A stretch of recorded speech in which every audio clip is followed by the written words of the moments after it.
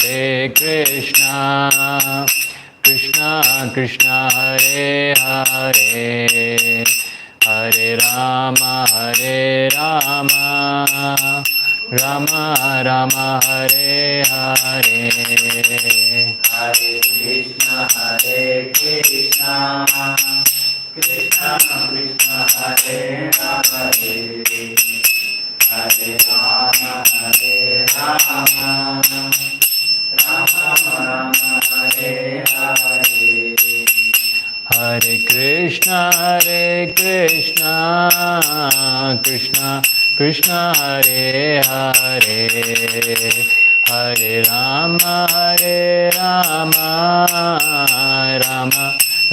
Hare Hare. Hare Krishna, Krishna Krishna, Hare Hare, Hare Rama, Rama Rama, Hare Hare. Hare Krishna, Krishna Krishna, Hare Hare, Hare Rama, Rama Rama, Hare Hare. Hare Krishna, Krishna Krishna, Hare Hare, Hare Rama, Rama Rama, Hare Hare. Hare Krishna, Krishna Krishna, Hare Hare, Hare Rama, Rama Rama, Hare Hare. Hare Krishna, Krishna Krishna, Hare Hare, Hare Rama, Rama Rama, Hare Hare. Hare Krishna, Krishna Krishna, Hare Hare, Hare Rama, Hare Krishna, Krishna Krishna, Hare Hare, Hare Rama, Rama Rama, Hare Hare.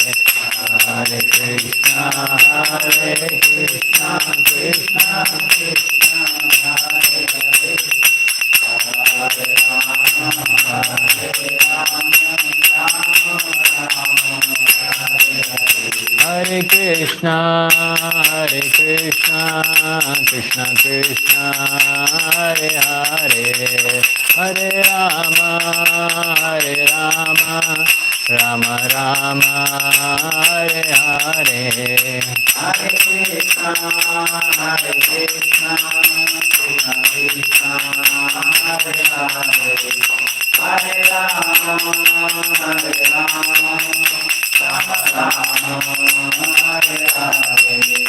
Jaya Prabhupada, Jaya Prabhupada, Prabhupada, Srila Prabhupada. Jaya Prabhupada, Jaya Prabhupada, Jaya Jaya Prabhupada, Prabhupada, Prabhupada, Jaya Jaya Prabhupada, Prabhupada, Prabhupada, Prabhupada. Hare Krishna. So we'll start with the prayers. You can repeat after me. Om Namo Bhagavate Vasudevaya. Om Namo Bhagavate Vasudevaya.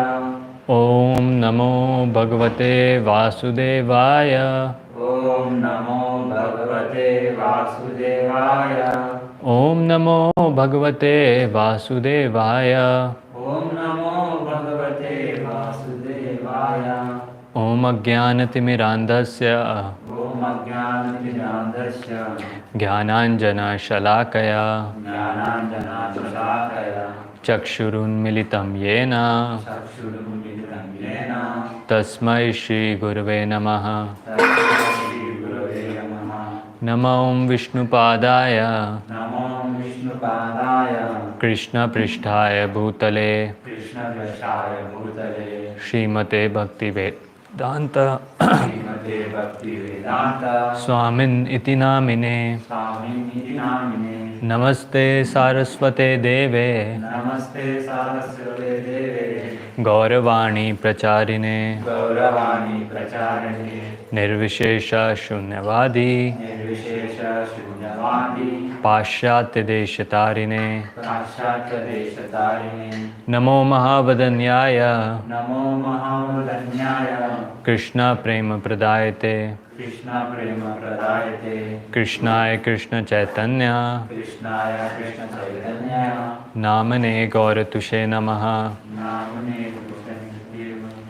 He Krishna Karuna Sindhu He Krishna Karuna Sindhu Dinabandho Jagatpate Dinabandhu Jagatpate Gopesha Gopika Chanta Gopesha Gopika Chanta Radha Kanta Namostute Radha Kanta Namostute Tapta Kanchana Gaurangi Bhakta Kanchana Gaurangi Radhe Vrindavaneshwari Radhe Vrindavaneshwari Vishbhanu Sute Devi Vishvanu Sute Devi Pranamami Hari Priye Pranamami Hari Priye Vancha Kalpatarobhisha Vancha Kalpatarubhisya Kripa Sindhu Bhayevacha Kripa Sindhu Vairasham Patitanam Pavanebhyo Patitanam Bhavanebhyo Vaishnavebhyo Namo Namaha Vaishnavebhyo Namo Namaha Jai Shri Krishna Chaitanya Jai Shri Krishna Chaitanya Prabhu Nityananda Prabhu Nityananda Shri Advaita Gadadhar Shri Advaita Gadadhar Shivasadi Gaur Bhakta Vrinda Srivasadi Gaura Bhakta Vrinda Hare Krishna Hare Krishna Hare Krishna Hare Krishna Krishna Krishna Hare Hare Krishna Krishna Hare Hare Hare Rama Hare Rama Hare Rama Hare Rama Rama Rama Hare Hare Rama Rama Hare Hare Mukam karoti vachalam pangum langayate kirim yat kripatam ham vande Shri Guru Dinatarinam Paramananda Madhavam Shri Chaitanya Ishwaram. Hare Krishna. So first of all, a very happy Gita Jayanti to all of you. So today is this auspicious day. We call it Gita Jayanti. Vaikuntha Ekadashi is also there. So this tithi or this was the day when 5,000 years back Gita was actually spoken. When Krishna and Arjuna were there on the battlefield, it said that Gita was spoken in a time duration of 48 minutes. In 48 minutes, or one Muhurata it is called. In one Muhurata, the entire Gita was spoken. Entire Gita was heard by Arjuna and understood also. And that's what Arjuna said in the last of the Gita, in the last verses. Nashta moho smritir labdha. That my illusion is removed and my remembrance or my smriti, my intelligence is now revived.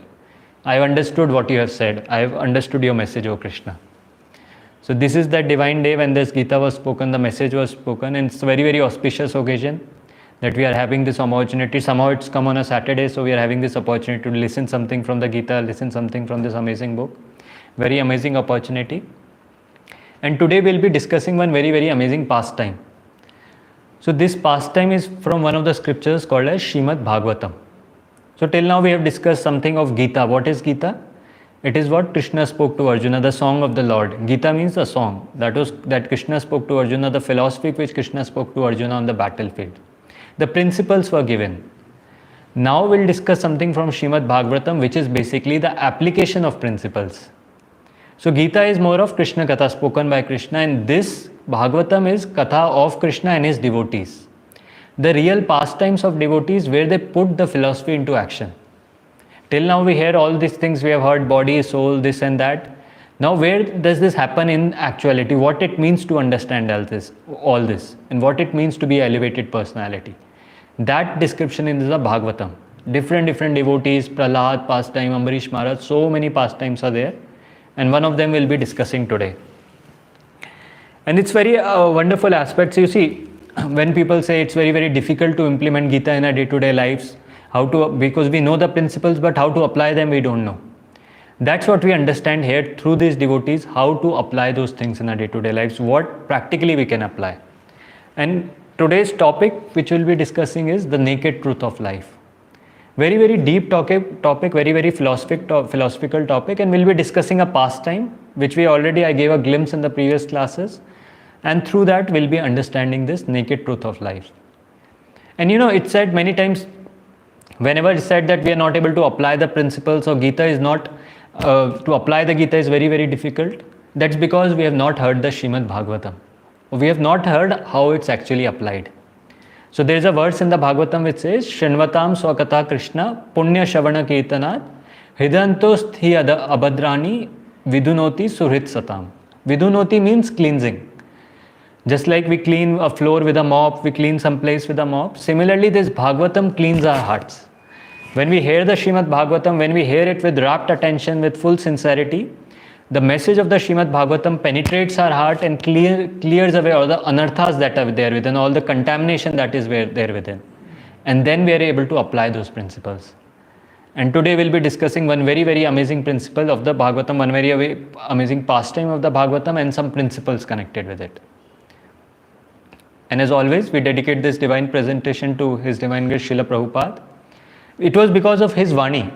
You see, when he used to speak, he used to pierce the hearts of people. There was one of the pastimes one of his disciples was sharing. So one of his disciples, his name was Shyam Sundar Prabhu. He was the one who had gone to Prabhupada to Russia also, where they had taken a Bhagavad Gita in hiding the Gita, because that was a very strict country at that time. They didn't allow all these things. So he was telling, initially when he used to come for the classes, initially when he used to listen to the classes of Prabhupada, so he used to like it very much, and he used to call all his friends also. And what would he tell to his friends? Come, Swamiji is speaking something very amazing. I'm not understanding what he's speaking, but it's very nice. So that was the thing of his Vani, that whatever Prabhupada speak, because they could see his purity. They could see whatever he's speaking, he's following. And he has a genuine cause here. He's not looking for something personal. What will a 70-year-old man get? And that's why they were so much attracted to him. That's why they were so much attracted to his Vani. And that's why these foreigners, many times people also said that they don't know who was Lord Krishna. See, we as Indians, we understand a little bit about scriptures. They didn't understand who is Lord Krishna, what is Govardhan, Radharani, this and that. But they knew who Swamiji is. And they had complete faith and trust in his words. And that's why they followed. And that's why the amazing transformation that happened in their lives. Just from those hippies loitering in the streets, taking all those drugs, doing all those things, to becoming pure devotees of the Lord, to becoming such great devotees. And one very amazing thing about Prabhupada was there, that he never compromised with his principles.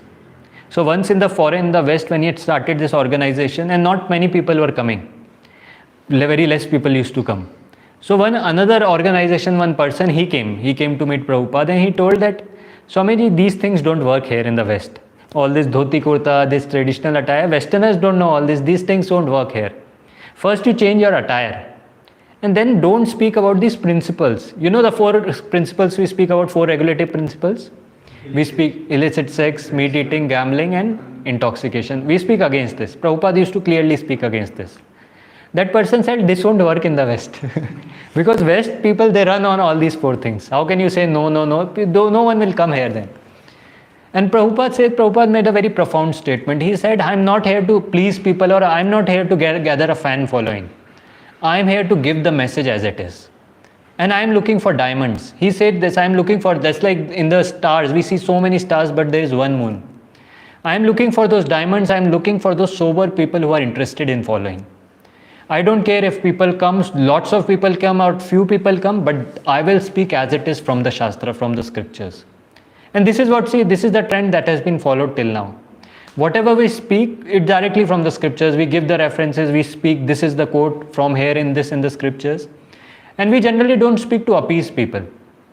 You'll see many people, many famous motivational speakers and all, they'll speak many things, which when we hear, it will sound very good. But then if we analyze, it makes no sense. It doesn't help us, it makes no sense, just to attract people. But here what we speak is directly from the scriptures. People might not be able to digest it at that point of time, but whatever it is the naked truth of life. That is what the scriptures, and that is the reality. And that's what the revolution that Prabhupada created. And so many people we saw got attracted. Because always there are some sober people, always there are some genuine people who are looking for genuine organization or genuine spiritual path to follow. And they were the ones who got attracted to Prabhupada, started following him. So today we'll be discussing about this pastime, Chitraketu's pastime. There was a king, and it comes in the Srimad Bhagavatam about this pastime, King Chitraketu. So this person, he was a royal king, very great king. He had everything. Wealth, opulences, everything he had in abundance. And he was a Karodpati. I told this before also. Now Karodpati doesn't mean he had 1 crore rupees. Of course he had amazing wealth. He had more than 1 crore wives. Now that is a bit difficult for us to digest and comprehend, but he was in a previous yugas, and he had more than 1 crore wives. But still there was one problem in his life. And you see, this is the story of every person in this material world. He'll be having everything materially. If you see, he'll be very satisfied. People have lots of money, lots of wealth, name, fame, prestige, very popular. But still there'll be something missing. There'll be some problem or the other they'll be having in this life. And similar was Maharaj Chitraketu's. Sometimes people in this world may say, no, I am very happy, I have everything and so, just to boast, just to show them off. But if you talk to the same people a little more, if you scratch the surface a little bit, if you talk a little more, you will find out. Inside they'll be terrible. Inside some or the other problems will be there, which they'll start speaking after some time. Of course, to new people they won't speak, but when they get in touch with you, then they tell, oh, I have this problem, that problem. Similar was this person Chitraketu. He had everything, amazing kingdom, wives and all. Just imagine what would be the cause of his problem. So many wives maybe? No, actually it's given in the description is given, he had wives and all were very beautiful, very loyal, chaste, serving him nicely, and all were very nice. That was also not the problem. So the problem he had was, even though he had so many wives, he never got even a single son. All his wives were barren. And he was always in anxiety, always worried, what would happen to my dynasty? Who would take forward my lineage? I don't have even a single son. And because of this, even after having all the opulences, he was completely morose, completely sad, because he didn't have a son. So now what happens next? What do you think generally in the scriptures, whenever some person is sad, what is the next thing that happens? A saint approaches God. That is one aspect. Or a saint comes in his life. That's what here happens. Sage Angira's arrival. Now this is a very interesting thing. Whenever you see in the many pastimes of the Bhagavatam, you'll see things like that. Sage Angira, or some of the pastimes you'll see a person is lamenting and then Narad Muni approaches the person.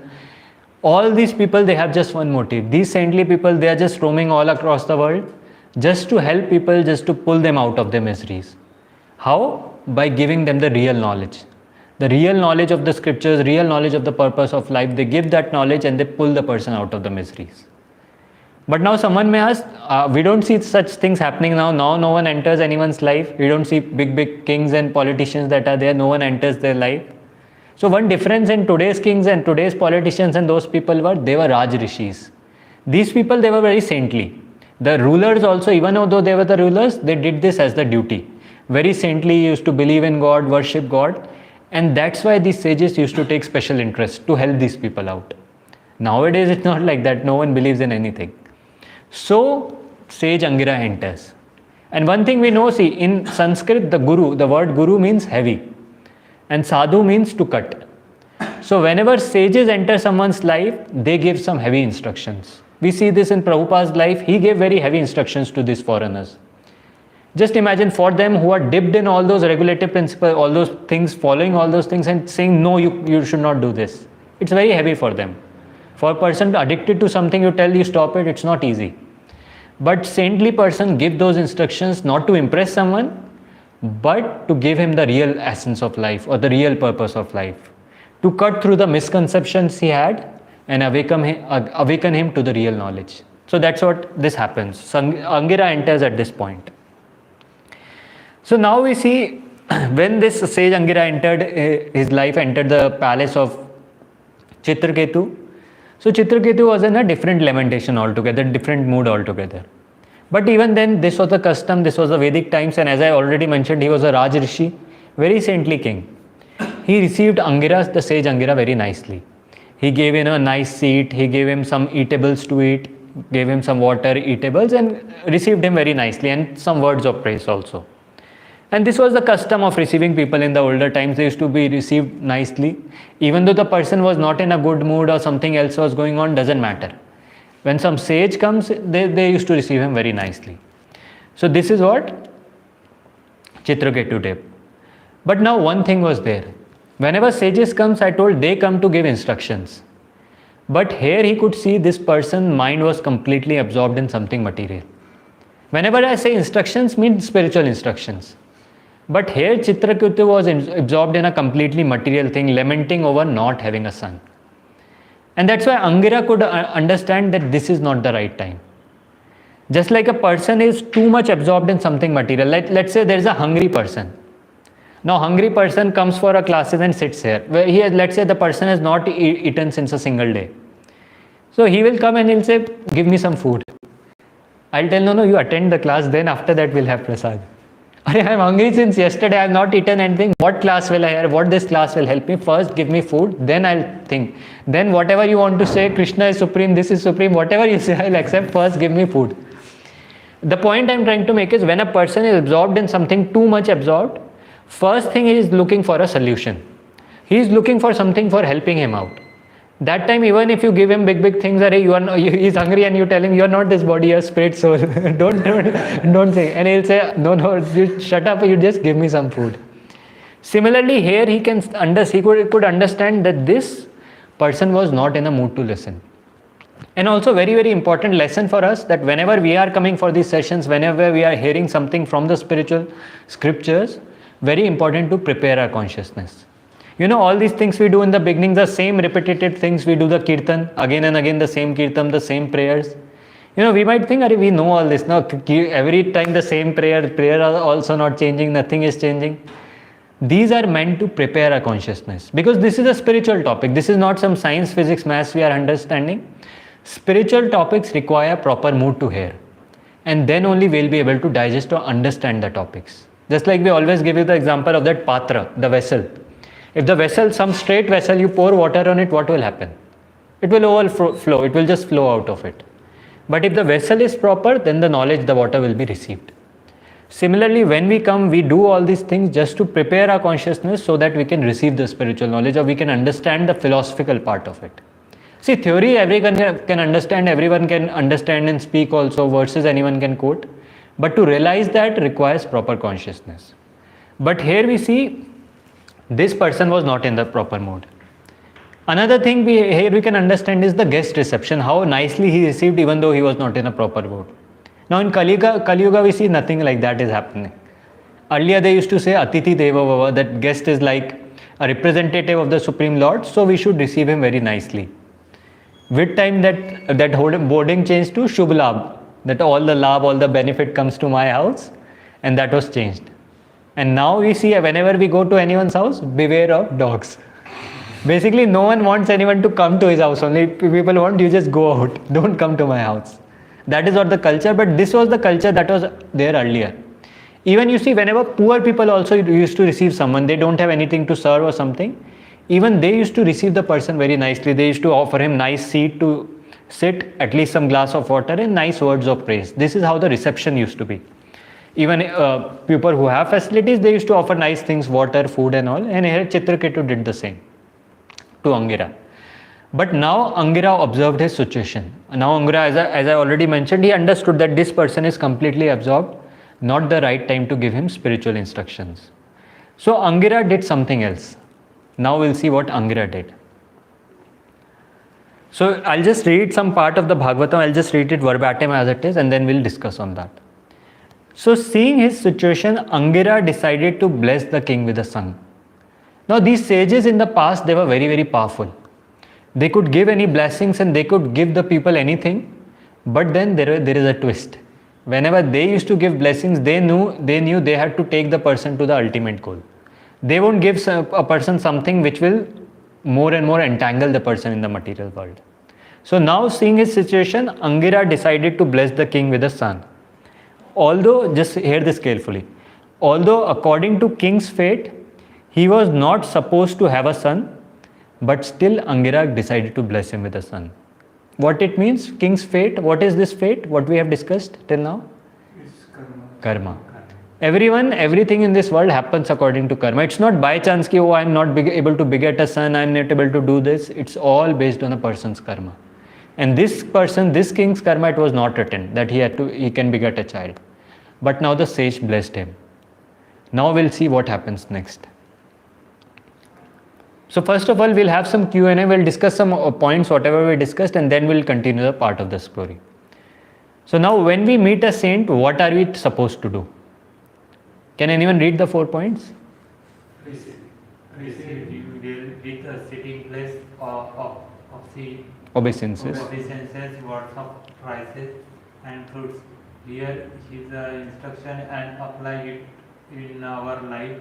Bake the saint for son or good yield of crops or wealth, as saint are powerful. Correct? This one, no? Be attached to one of worries and refuse to hear any good instruction. Yeah. So what do you think should be the answer? A. Receive him well with sitting place. Should we receive him nicely? Or just send him away from the door? So, okay, A. B. Yeah, but obvious, I think A and B are the answers. Basically, whenever someone comes, whenever a saintly person comes, receiving him nicely. And second thing, as I mentioned, hearing his instructions. Once I was hearing one senior sannyasi, he was telling, so some family approached him. One Mataji approached him and very, very seriously to ask something to, Mataji told that I want to ask you something very, very important. And sannyasi thought, okay, maybe she's asking something, how to grow in spiritual life or whatever problem she is facing. And then she asked, oh, Guru Maharaj Ji, I'm facing a big problem in my life. I'm not able to understand whether to put my child in the chess class or cricket class. He wants to play both, but he doesn't have time. What to do, I don't know. The point is, so there is a proper, this Maharaj was telling that there is a proper way, the questions, there are questions that are to be asked to a spiritual person. These are not the questions. What is he to do with chess or cricket? But then people don't understand. The sages, we are meant to hear instructions for them and understand spiritual things from them. So anyways, this was the point, that when we meet a saint, what are we supposed to do? Another one question. Okay, if one becomes the king of the world, multi-millionaire. So can anyone read again? Then he attains complete happiness, has everything and everyone is at his command. Correct. So this is what happens? No? Everything is there, no, at his command. Whatever he wants, he can get. Okay, second point. He still suffers from missing something in his life. Thus, wealth is not cause of happiness. This one? Oh, wealth is not the cause of happiness. But everyone is running after wealth. Okay, another. There is nothing more to be attained in life, as he has reached the top positions. He becomes saturated. I have become the best. Now there is nothing to achieve. The CEOs of the companies, no, they must be feeling like this, big CEOs, that, oh, I have achieved everything. Now there is nothing more. Is it like that? No. Why? How do you know you are not CEO? Okay, fourth point. He may then be able to accept any good instructions by any saint who may visit him. This will never happen because a person is multi-billionaire. Why will he accept anything? Anyways, these are points just to mention that this B point, that is the correct point in this, that still he'll feel something is missing. This always happens. We have seen many cases like that. One time one devotee was telling a lawyer had come. A lawyer had come to a temple. She had come with another lady. Very, very prominent lawyer in Karnataka. She was saying she was one of the 10 prominent lawyers in Karnataka, very famous and everything. And she had money, everything she had. She also mentioned similar thing, and all these people, they'll mention similar thing, that I have everything in my life. I have the name, fame, prestige. I am very popular. I have money also as much as it is needed. But still I feel something hollowness in my life. Still I don't feel happy.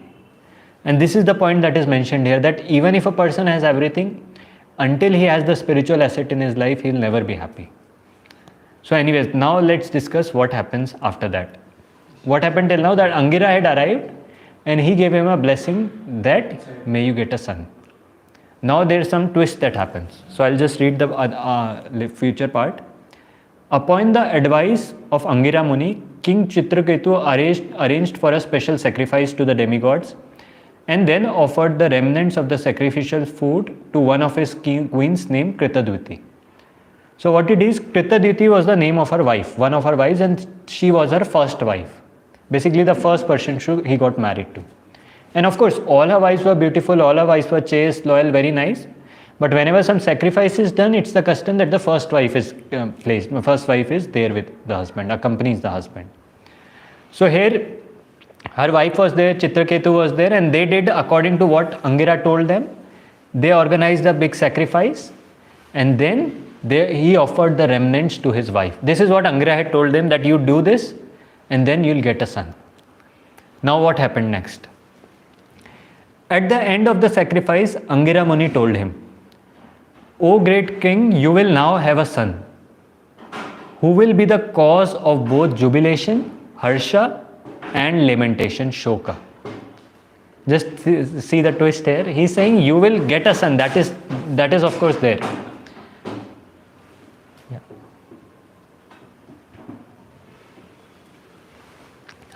You will definitely get a son, but he will be the cause of both your harsha, happiness, and shoka, misery.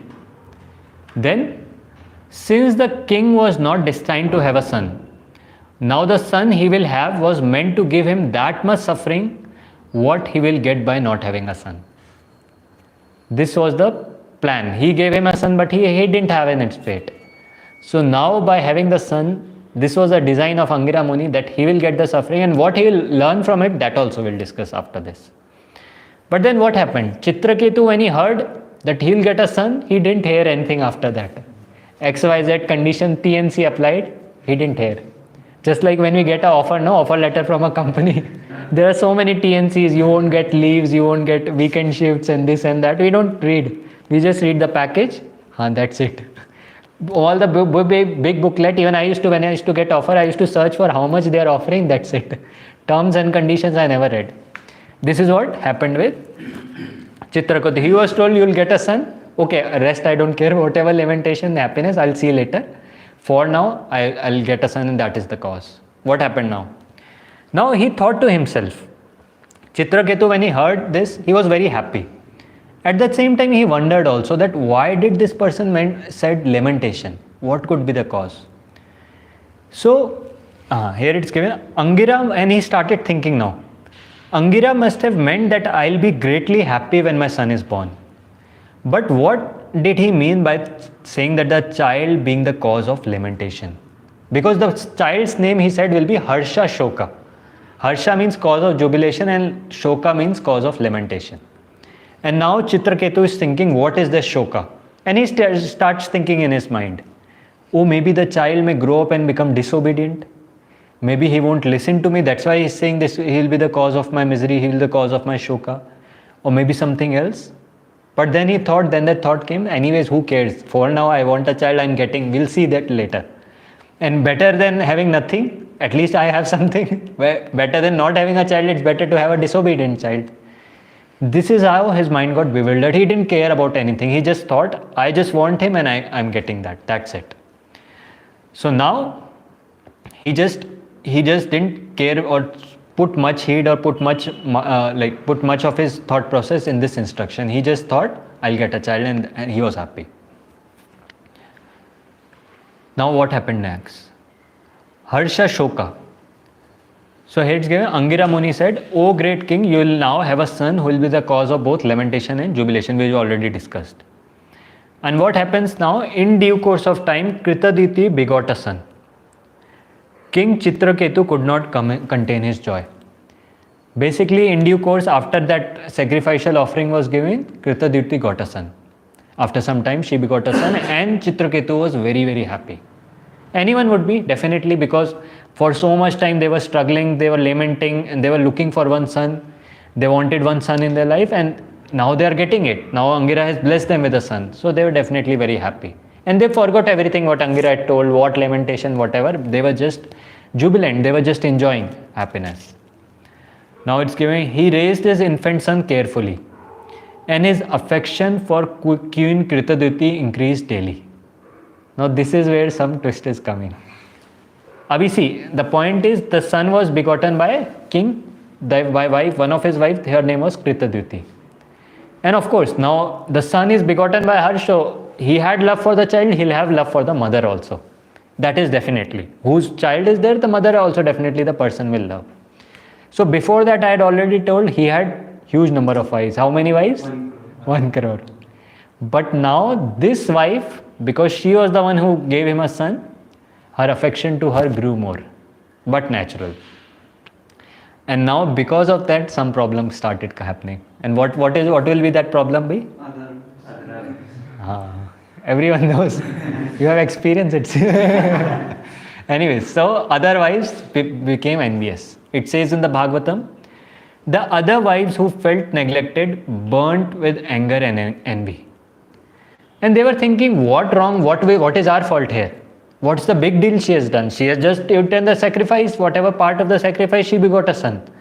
What more she had done? Even we love him, we love our husband like him, like her. We also serve him nicely. What is our fault? Why is he not loving us? Or why is he not paying attention to us? And this is the general tendency of females. They always want attention. And here when the attention was diverted to one person, others couldn't tolerate. And now as their envy increased, they lost their intelligence. And their hearts became hard like stone. This is what naturally happens. When we become envious of someone in this world, and that envy we keep that envy inside the heart, that grudge inside the heart, that keeps on increasing with time. And what it means, that heart became hard like stone. Whenever we are envious towards someone and that envy keeps on increasing, we just forgot all the boundaries. We are ready to do anything just to pull that person down, just to harm that person. We don't care what will happen. And that's what happened in this case. Their envy kept on increasing. Chitraketu's affection for a wife Kritadyuti kept on increasing, and they start burning with that anger. And now what happened is they called for a secret meeting. And who was in that secret meeting? Was Kritadyuti a part of the secret meeting? No. Obviously no. Why would she be called? So all of the other wives, the million wives, they called for a secret meeting and they decided something. They met secretly and decided that the only way to regain the love of their husband was to kill. Yeah, everyone has watched lots of movies, looks like. But this is from the Bhagavatam. You see, the movies and all, whatever titles, whatever series they gave, that was all there in the Bhagavatam long back. In thousands of years ago it was there. Which now they make as horror stories, thrillers and this and that. So they decided that the only way to regain the love of their husband was to poison the child. So now this was decided in the meeting. And now let's see what happens next. So first we'll discuss some quick question answers, then we'll see the later part. Why did Chitraketu desire a son despite sage warning him that son will give him trouble? Can anyone read? He was attracted to having a son even if his son would be proud or arrogant. Correct? He wanted a son no matter whatever his son is like. Second? He thought a bad son is better than having no son. Correct. His blind attachment to having a son overpowered his reason. Thus, he could not understand the sage's good instruction. Correct. He thought troubles and trials are stepping stones to success or a devotee of the Lord. Correct. Yeah. Correct. The troubles and trials. First of all, he was not a devotee at all. And troubles and trials, nothing like that was his thought process. His thought process is, I want a son and the sage has blessed me. He didn't care about anything further. Another thing. What happened when Chitraketu could not contain his joy?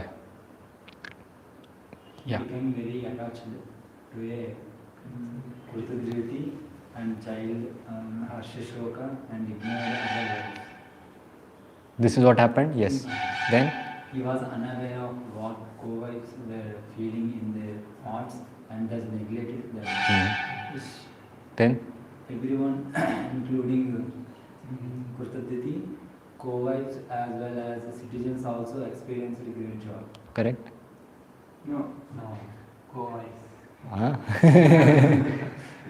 Externally they were showing, but yeah, of course internally they were not happy. Then? The co-wives of Kritadyuti had increasing envy that led to a Poisoning the child. You know, and the first point it's given that when the Namkaran Samskar was done, even the Pandit named the child's name as Harshashoka. Because he knew this would be the cause of jubilation and lamentation. So now we'll see what was Kritadyuti's situation. So what happened, now we'll see what happened after this. So one afternoon as Queen Kritadyuti walked in the courtyard of the palace, she thought of her son sleeping peacefully in his room. Now she was in the courtyard, she thought my son will be sleeping peacefully. But now what do you think? Was he sleeping or over? Game over. So now what next? Because she loved the child dearly and could hardly bear to be without him for a moment, she ordered the nurse to awaken him from his nap and bring him to the garden. But when the maidservant approached the child, she saw something. Now what did she saw? Poison. Poisoning. मतलब what did she saw practically? Poison. Huh? Not breathing. Not breathing. Anything else? Any symptoms you can think of? How when a person is poisoned, what happened? Something coming out of mouth. That's what they show, no? White foam Yeah. coming. So anyways, now we'll see what happened next. She saw that his eyes were turned upwards and there were no signs of life. Horrified, she held a swab of cotton beneath the boy's nostrils, but the cotton did not move. In great agitation, she struck her breast with both hands and wept loudly. This was the nurse. She came, she saw, and she slept. She started crying out loudly. Now what happened? The queen was waiting there, and after some time passed, she came to know that something wrong has happened. The anxious queen approached the child's bedroom. Hearing the nurse's wailing, she entered the room and saw that her son had passed away from this world. In great lamentation, her hair and dress in disarray, the queen fell to the ground unconscious. And this is but obvious. She was, for so long, both of them were hankering for a child, were wanting a child, and now the child is lying there in front of them but dead. Just imagine how much pain a person would go through, and that's what happened here. The mother became unconscious. And what happened to the father? When the king heard of his son's death, he became blind with grief. Again, so much effort he had put, so much he was hankering for that sacrifice and this and that he did just to get a child, and now the child is dead. His lamentation grew like a conflagration, and as he ran to see the dead child, he repeatedly stumbled and fell. Basically, when he came to know the child is dead, he started running towards the child, and he's again and again falling down, again getting up, falling down, crying, because the child has died. So now, before seeing the next thing, now we'll discuss some Q&A. What should we learn from the sad situation of Queen Kritadyuti and King Chitraketu? First point. Says Angela could have given a son who would have lived longer and saved this situation. Yeah, मतलब दिमाग नहीं था ना से जो why it's such a miserable situation. He could have given him nicely, correct? No. Okay, second point. We also should feel sad in this situation of tragedy. After all, any human would feel that way. Correct. Yes. Okay. C. Jubilation and lamentation are laws of material world. One should remain undisturbed. Correct. Yes. Okay, B is also correct, C is also correct. So we have discussed this from the Bhagavad Gita, no? Matra sparshatu kaunteya sitoshna sukha dukkhata agma payano anityas tam stitikshasva bharata. Second chapter of the Bhagavad Gita, this is how the Bhagavad Gita begins. Krishna is telling Arjuna, these happiness and distress, they're like summer and winter season. They'll keep on coming in anyone's life. No one wants to have distress in his life. Everyone wants to be happy all the time. But can you be like that? Can you say, I won't have any distress in my life? It will come. Inevitably, it will come.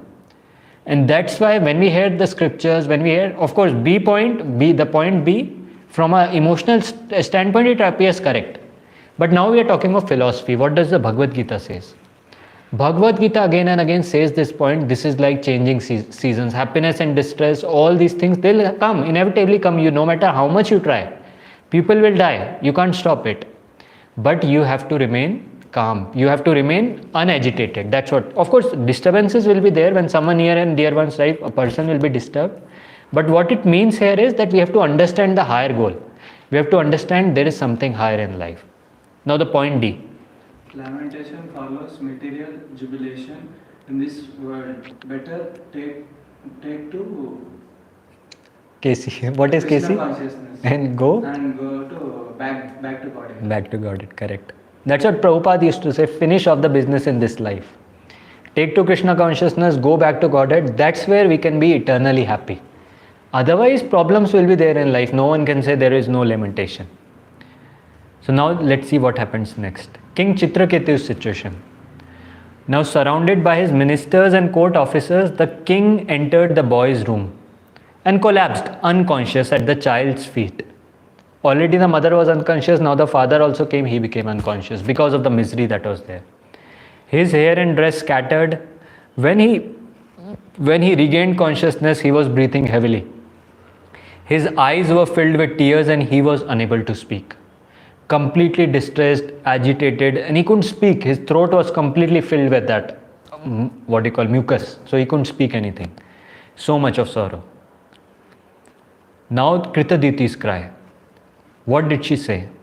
Now when the queen saw her husband suffering and again viewed the dead child, her grief increased all the more. Why? Because first of all she was lamenting for the child. Now she saw that husband is also unhappy. The same husband who she wanted to please. Same husband who was very pleased with her because he gave him a son. She gave him a son. And now he is also lamenting. So again her grief increased even more. This increased the pain in the heart of all the residents of the palace. Everyone was grief stricken. Do you think everyone was grief stricken? No. Some people were not grief stricken. Who were those? Go. Correct. Externally they were showing, they were also crying and doing all that, but they were not grief stricken. They are the ones who poisoned the child.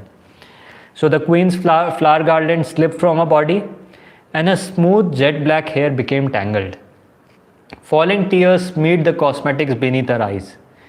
And now what she did, very interesting thing which people in this world generally do, she began to curse the Supreme Lord.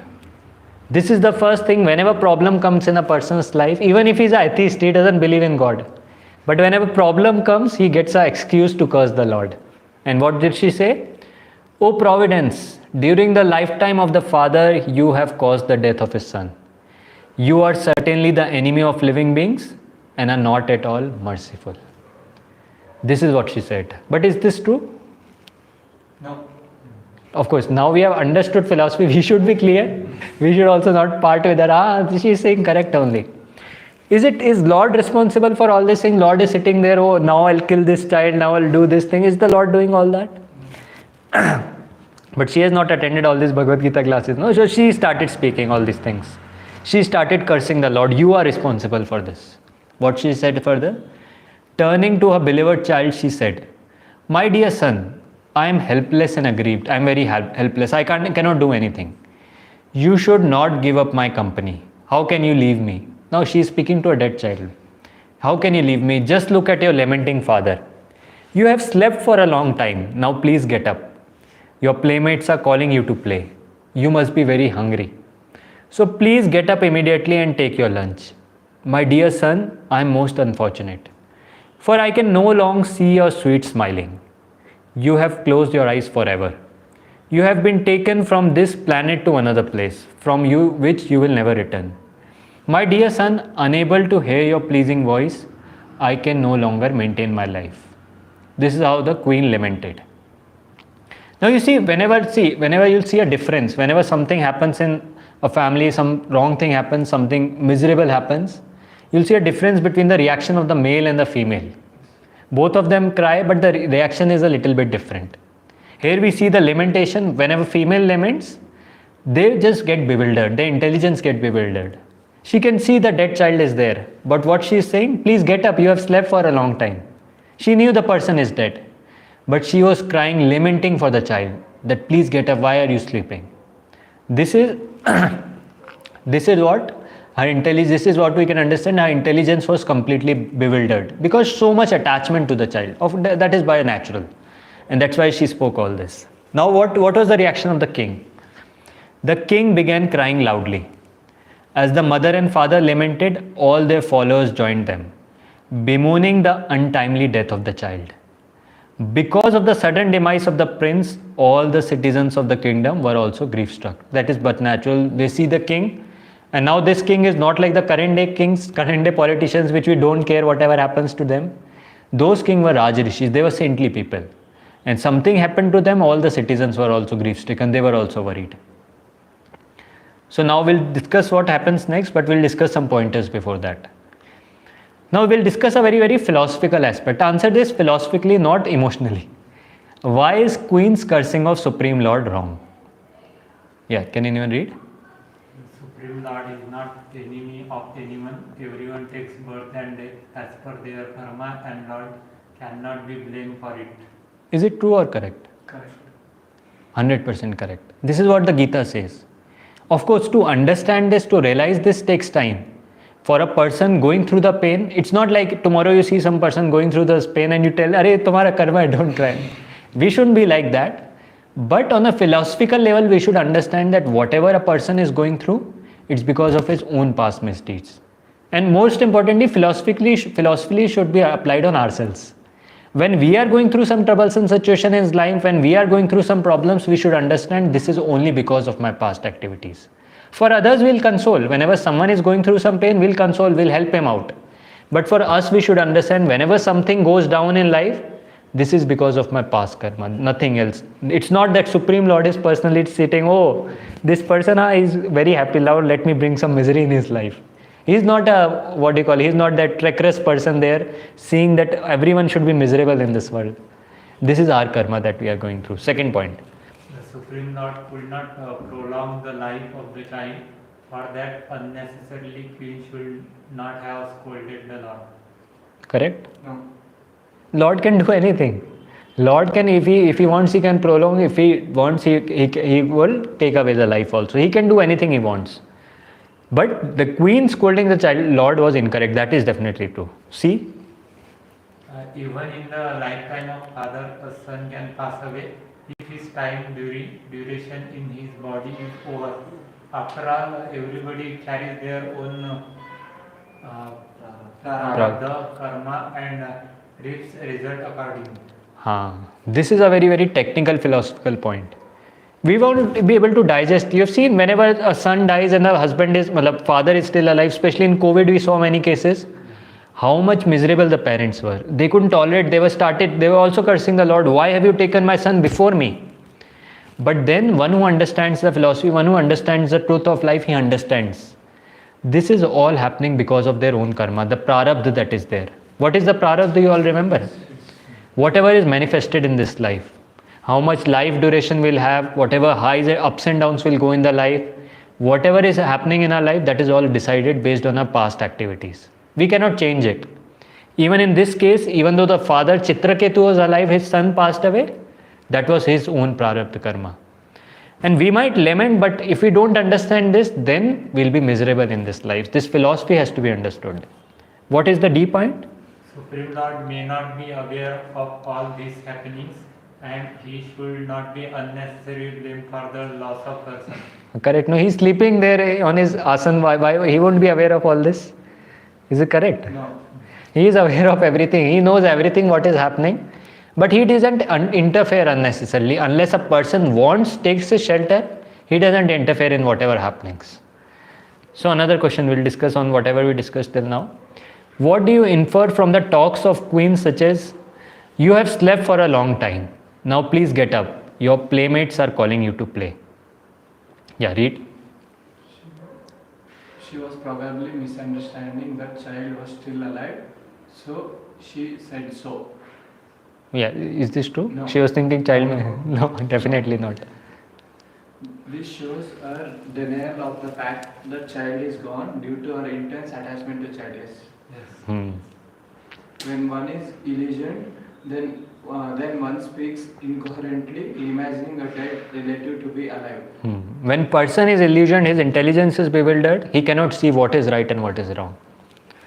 And fourth, there was a likelihood of the son to get up, seeing mother's affection, so she called him. No. Correct.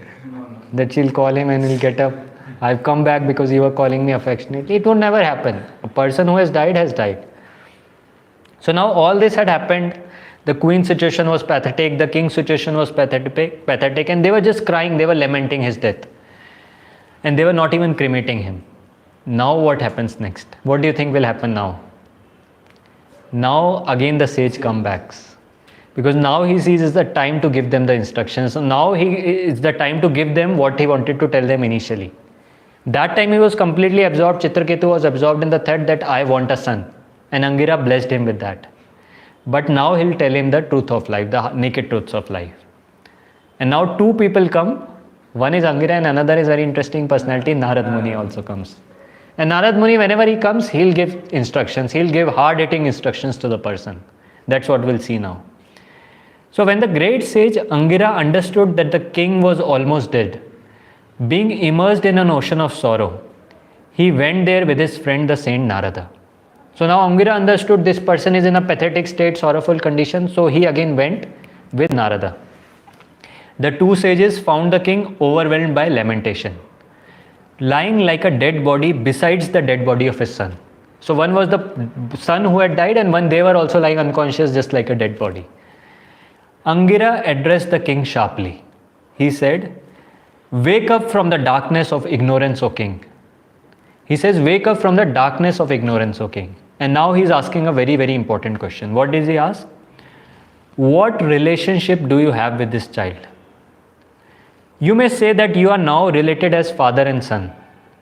But do you think that this relationship existed before his birth? Does it truly exist now? Will it continue now that he is dead, O king? Very, very important. Angira is asking some very, very philosophical questions, some hard-hitting truths of life. He's saying that you may say you are now related as father and son. But do you think that this relationship existed before his birth? And what will happen after his death? Will it still continue? The body is still there, no? He can still be called his son. The same person who they'll be embracing nicely, hugging nicely, and the person is now dead, even by touching him, they'll take a bath. That's what we do whenever you touch even that, we'll take a bath. The body is still the same, everything is the same. That's what he's asking. Will it continue? Will the same relationship continue after the person is dead? And now he gives an analogy, very, very nice analogy. He says, as small particles of sand sometimes come together and are sometimes separated due to the force of the ocean waves. We see in oceans many times straws come together, sands come together, and with the force of the waves they separate apart. Living entities who have accepted material bodies sometimes come together and are sometimes separated by the force of time. People come together, accept a certain kind of family, certain place, certain friends, everyone, but with time everyone goes apart. Can anyone say, I'll live here eternally, I'll live here for as long as I want? No one can say, no one has that hand. And Angira wanted the king to understand that all bodily relationships are temporary. This was his point. So now we'll see, now Narad Muni will begin his instructions. Angira moves apart and Narad Muni will begin. But before that, we'll discuss this analogy. So what do we understand from the analogy of sand particles in a river? Can anyone read? Just as sand particles drown in a river, we all are drowning in the ocean of samsara. Just as sand particles are insignificant, we are all tiny living entities, we are not Lord. You think these are correct? Yes. No. So one thing, important point to understand, whenever an analogy is given, there is a specific comparison that is made. Here it may sound correct, it may appear correct, but that is not the meaning of the analogy. Analogy was compared to how people come together. You'll see now next point. See. Just as sand particles are sometimes thrown to the bank, similarly situations in the world sometimes drive us to take shelter of Lord and become liberated from this world. Is this correct? Just remember the previous thing we discussed. Is it in relation to that? Now you'll understand, read the D point and then you'll be able to understand. Just as sand particles come together and all separated by force of ocean waves, living entities who have accepted material bodies sometimes come together and are separated by the force of time. Yeah. So whenever analogies are given in the scriptures, they have a specific relation. Of course, we can derive many meanings. We can think, this is also appearing correct, that is also appearing correct. But analogies have a very narrow scope. We cannot apply one analogy to another. This is very important thing about scriptures. They call it Nyaya Shastra or Nyaya logic. That logic should be there. The analogy is meant for a specific purpose and that should be applied. Here the example was given of sand particles coming together and getting separated by the force of waves. And similarly, the living entities who come together get separated by the force of time. So others may sound like that, by logic they may appear correct, but that was not the analogy meant for. So anyways, the point we understood. Now what happens next? Let's discuss what does Narad Muni does. So now Narad Muni does something very amazing. What do you think would he have done? You are very intelligent. That's what he did actually. Then Narad Muni, by his mystic birth, brought the soul of the prince back into the dead body. He brought him back to life. That's what he did actually. It seems you have read before. Then Narada said, O living entity, all good fortune unto you. He's saying to the body, the dead body which he brought back to life. He's saying, O living entity, all good fortune unto you. Just see your father and mother. All your relatives and friends are overwhelmed with grief because of your death. He's telling the boy that everyone is grieving because of your death. Everyone is crying. Because you died untimely, the balance of your life still remains. Therefore, you may enjoy the remainder of the years allotted to you in this body with your friends and relatives. And later you may accept the royal throne and opulences given by your father. He's telling the boy like this. And basically Narad Muni is telling that child very nicely, he's telling you why you have died so untimely. Come back to life. Enjoy. So much is there why you have died. So anyways, now the important message will begin. And who do you think will speak this message now? The child will start speaking. Because now the soul was brought back into the child, but this soul is, by the special mercy of Narad Muni, it's enlightened. And now a transcendental message will start, that the child will start speaking. And very, very important points he'll make. And you see, every pastimes of Srimad Bhagavatam, everything we discuss in the scriptures, it has a profound message. It may be very humorous, it may have some twist here and there. But now Bhagavatam is not like our storybooks where only humor is there. It has a very deep and profound message. And now we'll come back to that. Now the child starts speaking a very transcendental thing. What he speaks, we'll see. The child who had been dead sat up and began to speak, not with the childishness of a young boy. Now this person, he was a child, but he's not speaking like a child now. Because the soul has entered, and by the mercy of Narad Muni, he has got enlightened. So, but with the full knowledge of a spirit soul, of a liberated soul. And now he speaks this thing. According to the results of my material activities, I, the living being, transmigrate from one body to another. Sometimes going to the species of demigods, sometimes to the species of lower animals, sometimes incarnating among the vegetables, and appearing sometimes in the human species. Correct? This is what happens. How we take birth? Based on our activities, based on our karma. And how many species are there? We have discussed till now? 84 lakh. 84 lakh species, so many different animals, aquatics, birds, insects, and we take birth according to our activities. And now the child is asking a very, very important question. I have highlighted that question. He is saying, in which birth were these two people, my father and mother? No one, because this is the spirit soul who is speaking. No one is actually my father and mother. I had millions of so-called parents. How can I accept these people as my father and mother? Just imagine, the parents are sitting right there. They were just crying for the son. And now the son is speaking something, but this is the actual spiritual truth. This is the essence. It may sound, for them it may sound, what is he speaking? Has he gone crazy or what? But this is what he starts speaking, the actual truth. He says, the Vedas teach that the eternal living being enters a body made of material elements. And here we find that such a living being entered a body produced by King Chitraketu and his wife. So Vedas say that living being enters a body based on his activities, and here what happens? King Chitraketu and his wife begot a son. Actually, however, he was not their son. Then whose son was there? The living entity is the eternal servant of the Supreme Personality of Godhead. But because he wants to enjoy this material world, God gives him a chance to enter various bodies. So actually, who do we understand? Who is the eternal father? The Supreme Lord. Bhagavad Gita says he is the seed-giving father to all the living entities. Not just human beings. All the living species, all the living entities, the Supreme Lord is the seed-giving father. And he himself says in the Bhagavad Gita, Mamai Vamshe Jiva Loke. that these jivas, these living entities are my amsha. Now sometimes we see even parents say this, that this person is born out of me, the mother says this person is born out of me, he is my amsha.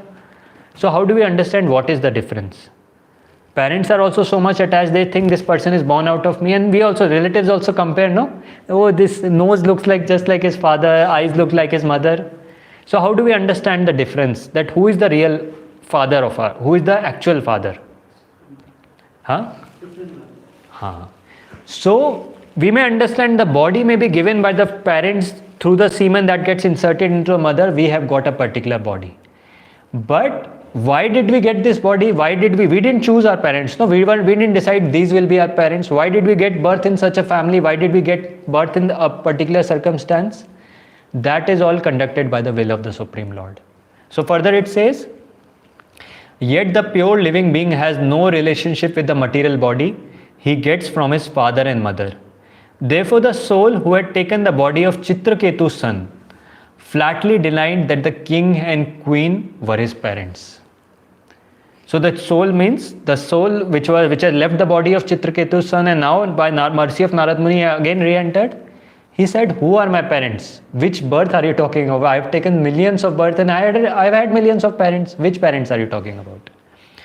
So now the question comes, so finally what do the parents give? Do they give the body or do they give the soul? The body is given, and that too based on a prarabdha, or based on a previous circumstances we get a certain kind of body. When it comes to the soul, it is eternal. It was always there. But because it has desired to enjoy separate from the Lord, it didn't want to serve the Lord, so it gets entangled. And it keeps on getting more and more bodies and different circumstances, different situations and different parents. So when it comes to parents who beget a child, that they act just as a medium. But the actual relationship of ours is with the Supreme Lord, the Supreme Personality of Godhead. Now a question is here, a philosophical question. So when a child is born physically challenged, where we say so many people born physically challenged. So what is it? What is the reason? Whose karma is it? Is it the karma of the child? Is it the karma of the parents? Whose karma? How? It is his karma, I believe. Okay. No, both, right? Actually, it's both of their karmas. Why? Because child is born to a certain circumstance, he is born in a particular condition and he is going through the suffering. That is his part of the karma. But the parents also go through the suffering in raising him up. They also go through many problems. And that is because they also had some karma. They also had some part that they had to go through those certain set of sufferings. You know, the scriptures say that the sukha anubhuti, the happiness we'll get in this life and the dukha anubhuti we'll get in this life. That is fixed, based on a prarabdha. That may manifest according to different things. Like one may get, as this example of getting a disabled child, or many other things are there. We may get that misery through some or the other way, but the misery that we're going to get in this life is fixed. And similarly, the happiness we are going to get in this life is fixed. We might get that happiness in form of a very good job, very good circumstance, very good family, or some or the other way, but the happiness we are going to get is fixed. And similarly, we see here that whatever they got or whatever the child got, it was both of their karmas. And this I told in the beginning also. The king did not have a child in his fate, but Angira blessed him with a child to teach him something, teach him some instruction. Now they'll be coming up the instructions. And this is a very important lesson for ourselves, that whenever we are in a certain situation, like none of you is married, tomorrow you get married to someone and then you start blaming and then you start thinking, why this person has come into my life? What will the other person say? Or it's your karma only. Basically, the point I'm trying to make is whatever situations we are placed in life, whatever things we go to in life, we should understand, now we understand philosophy, that this is because of our karma. If there are some sufferings, there are some problems, we were destined to go through it. And then a person is able to remain peaceful. Peaceful in the sense, he will be agitated through the externals, but he'll understand that this is what is happening because of my past. But present is in my hands. I can improve the future. I can actually attain the goal of life. I cannot be too much agitated by these things. Persons who do not know this philosophy, who do not understand, they become too much agitated by these things. I know many people, they have some problems in their families. Sometimes the child is born not so good due to some of this physically handicapped or challenge or many other things. And they become completely frustrated morose in their lives because they don't understand that this is a part of whatever they have to go through. This is a part of life. And the focus should not be just to engage themselves, engage the mind completely in that thing, but to focus on the higher purpose of life, higher aspect of life. Because this will keep on happening. Happiness and distress will anyways come. That no one can deny. Even it's not that even today I practice bhakti and tomorrow happiness, distress completely gone. It will still come. But then through bhakti, when we advance, then it's said that the entire karma is fried, or entire karma that is there is burnt, and Krishna takes control of our life. That's what Krishna says in the 18th chapter. Sarva dharman parityaja mamekam sharanam vraja aham tuam sarva papebhyo mokshayishami masucha. That if you surrender unto me, if you take my shelter, I will clear all your sins. Aham tuam sarva papebhyo. Whatever sinful reactions you have, whatever things are there, I will clear it up. I will clear your past slate, basically. This is what happens when a person advances in consciousness. But basically, everyone has to go through it in general.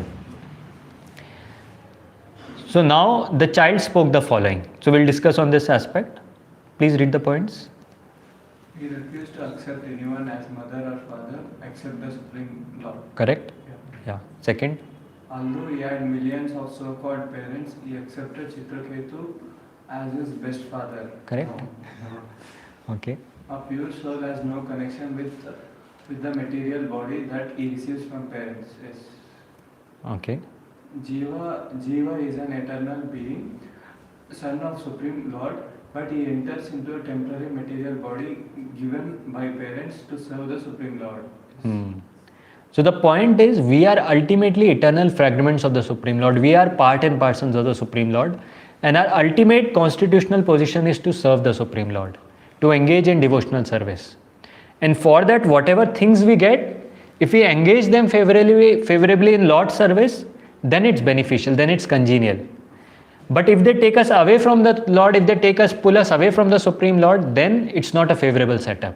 And that's what we see, that Jiva is ultimately meant to render service to the Supreme Lord. That is his ultimate position. So now the naked truth of life, or the philosophy which the child is speaking, now he continues. He says, in the material world, which is like a swiftly flowing river, all people become friends, relatives and enemies in due course of time. Correct? We had so many friends, best friends in school, colleges, and we used to have, I used to have many promises we used to give each other, lifelong we'll stay together, best friends forever, this and that. And hardly, few you might be remembering definitely, but hardly now I don't know where are they, what is happening with them, I don't even remember their faces or what is going on. And that's what this says, that people come together in this world, they become best friends, best enemies, and with time everything goes away. We won't even remember what the name of the people were. With time, new friends, new best friends, new enemies, everything changes. Then what he says, they also act neutrally and in many other relationships. But despite these various transactions, no one is permanently related. So if you properly analyze in this world, everything is temporary. We are so much grown up, we have seen life, we have seen our school days, we have seen our college days. So many things that used to consume our mind a lot. Oh, this person is not behaving properly, that is not happening properly in the school, then college, and now we don't even care about it. We don't even remember what has happened. Everything in this world, if you see, is so temporary. And yet we are so engrossed. We are just completely engaged in running after something, even though we understand that everything in this world is too temporary. Just analyze one situation, one obvious situation. Whenever people in this world die, whenever something happens, when a bereavement happens in a family, how long the family members cry for it? How long the family members feel the pain? What do you think? How much time? 1 week? Okay, that is like too much practical. 10 to 15 days? Remembrance exists, okay. But the actual lamentation remains for how much time? They say that 13 days, and they have this lamentation, so many things. I discussed this previously also. People will come together, especially in India, that culture is there in those times. They'll hear some things, hear some scriptures. They'll have this Garud Puran, they'll have some person, saint being called, talking about Garud Puran, or the Bhagavad Katha they have. and they'll discuss about scriptures. And they'll start speaking also, the relatives, everyone in the family will start hearing the sadhus and they'll start speaking, yeah, sab moh maya hai, everything is false in this world and this and that.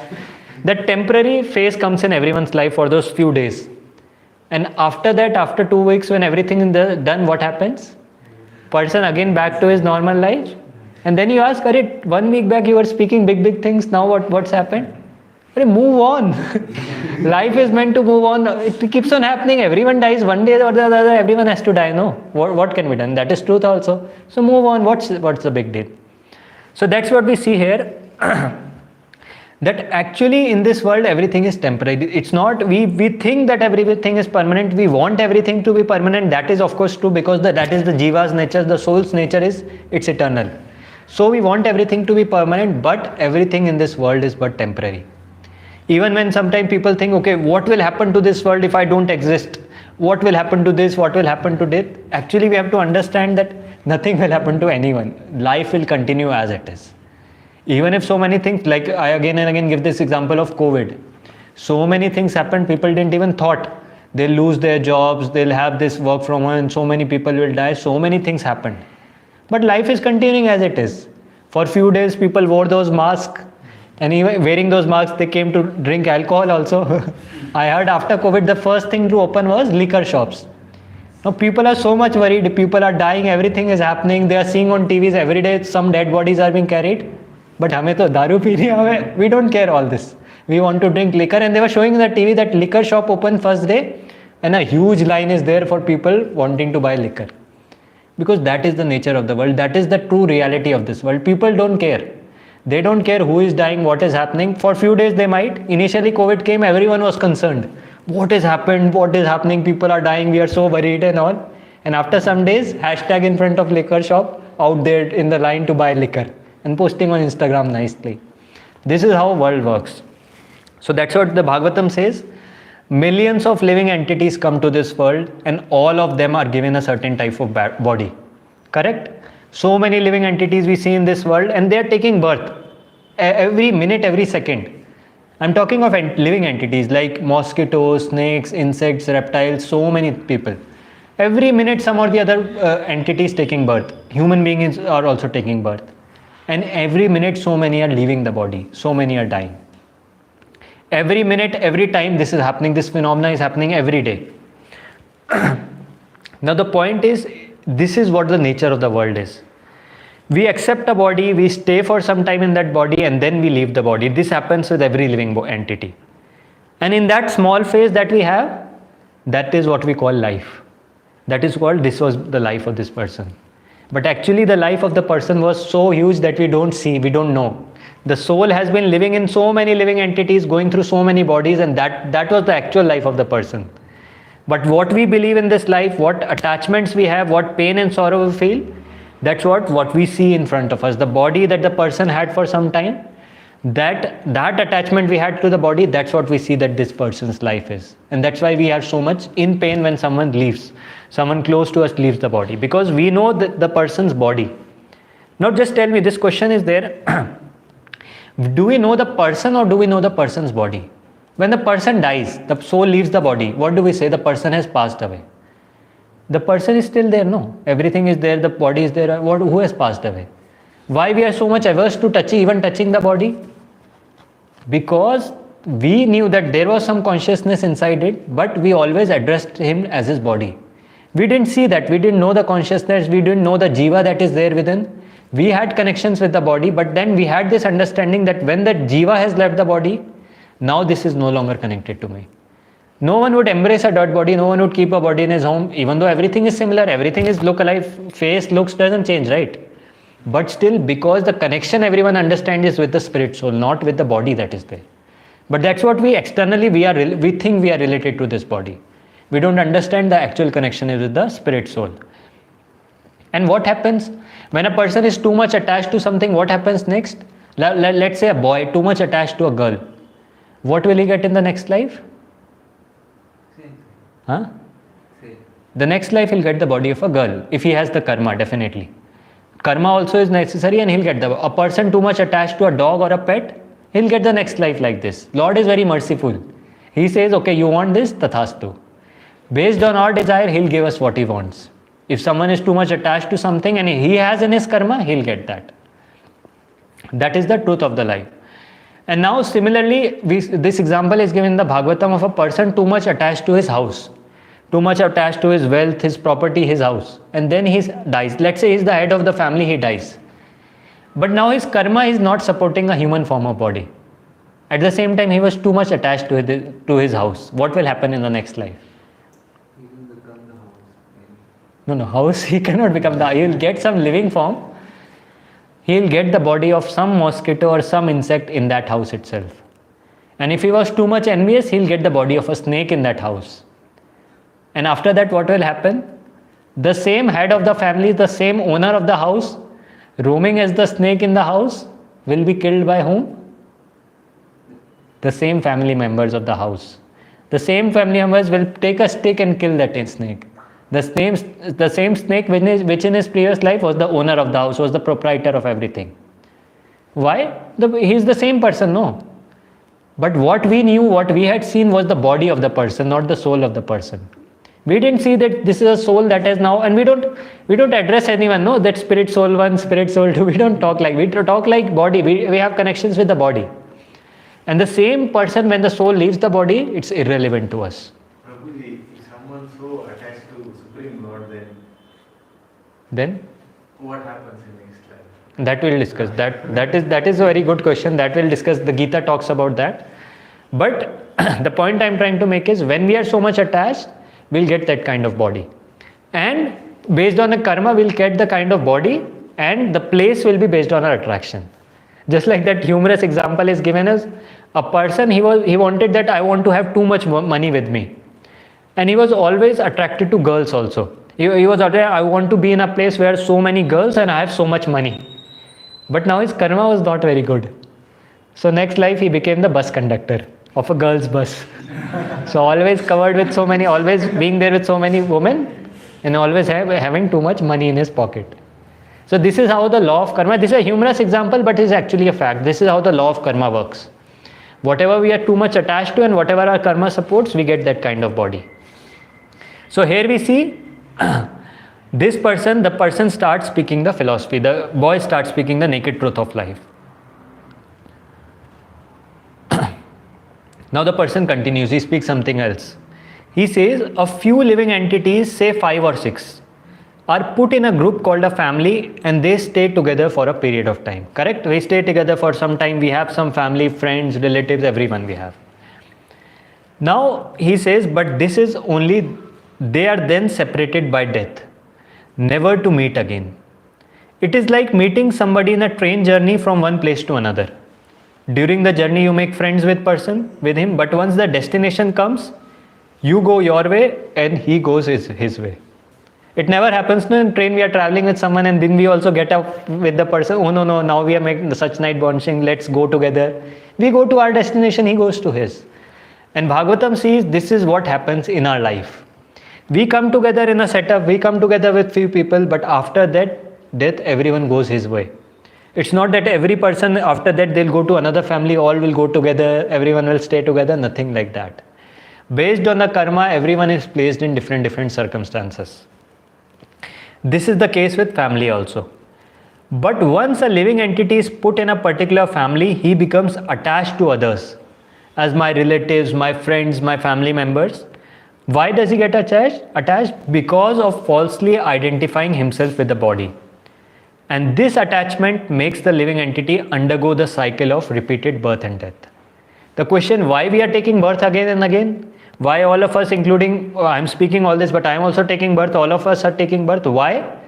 Because of the attachment that is there, the too much attachment to the things that are there around us, not understanding the permanent truth that is there.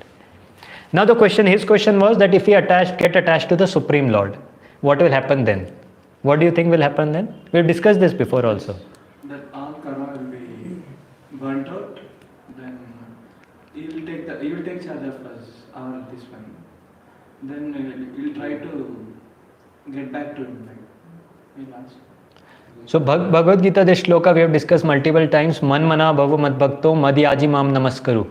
That man mana bhav mad bhakto, always think, Lord Krishna is telling Arjuna, you think of me offer obeisances to me, always do devotional service to me, and what will be the result? Maam evashyasi satyam te. This is for truth. This is with 100% guarantee. I am saying that you will come back to me. We'll get back to our original abode, that is the spiritual abode, where there is no birth, no death, no disease, no old age. It is our eternal abode that is there. And that's what Bhagavad Gita, another shloka, yad gatva na nivartante tad dhama paramam marma. Meaning, that gatva, that destination where there is no nivartante or there is no rebirth, again we don't have to come back. That is the dham of the Supreme Lord. And that is our process. Why we are discussing all this, why we are talking about all this, why the Bhagavatam is there? To understand, help us understand who should we be really attached to. And that is the Supreme Lord. And if we develop that attachment, if we dovetail our attachment towards the Supreme Lord, then we can get out of this cycle of birth and death. And that's why the best thing, the best charity that can be done in this world, like today is the Gita Jayanti. You see, many organizations do many kinds of things. Philanthropic organizations, some distribute free food, some distribute some clothes to people.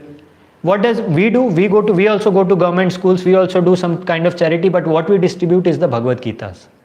Why we do that? The question may be asked, why we are not giving free food? That is better, no? Person will get some food, person will get some nice clothing, that is helpful for them. But we understand the philosophy and understand the truth of life, that may give them help for some time. Sometime they may get food to it, they may get clothes to it, but what about their future? If they read the Gita, if they understand the actual truth of life, if they dovetail their attachment to the Supreme Lord, then they'll attain the supreme benefit of life, the highest truth, the highest benefit of life. And that's why when we speak of attachment, the best thing, as you mentioned, transferring the attachments to the Supreme Lord. Everyone, the family, the relationship can become a unit when everyone becomes attached to the Supreme Lord. And they stay together not for the purpose of enjoying themselves, but for the Supreme Lord's pleasure. Just like temple we call, what is a temple? A place centered upon the Supreme Lord. Otherwise it's just a building. No, we go there, ISKCON, that is also building, there is one floor. Below that also we have a floor where a company is running, every day employees are coming, working day and night and going back.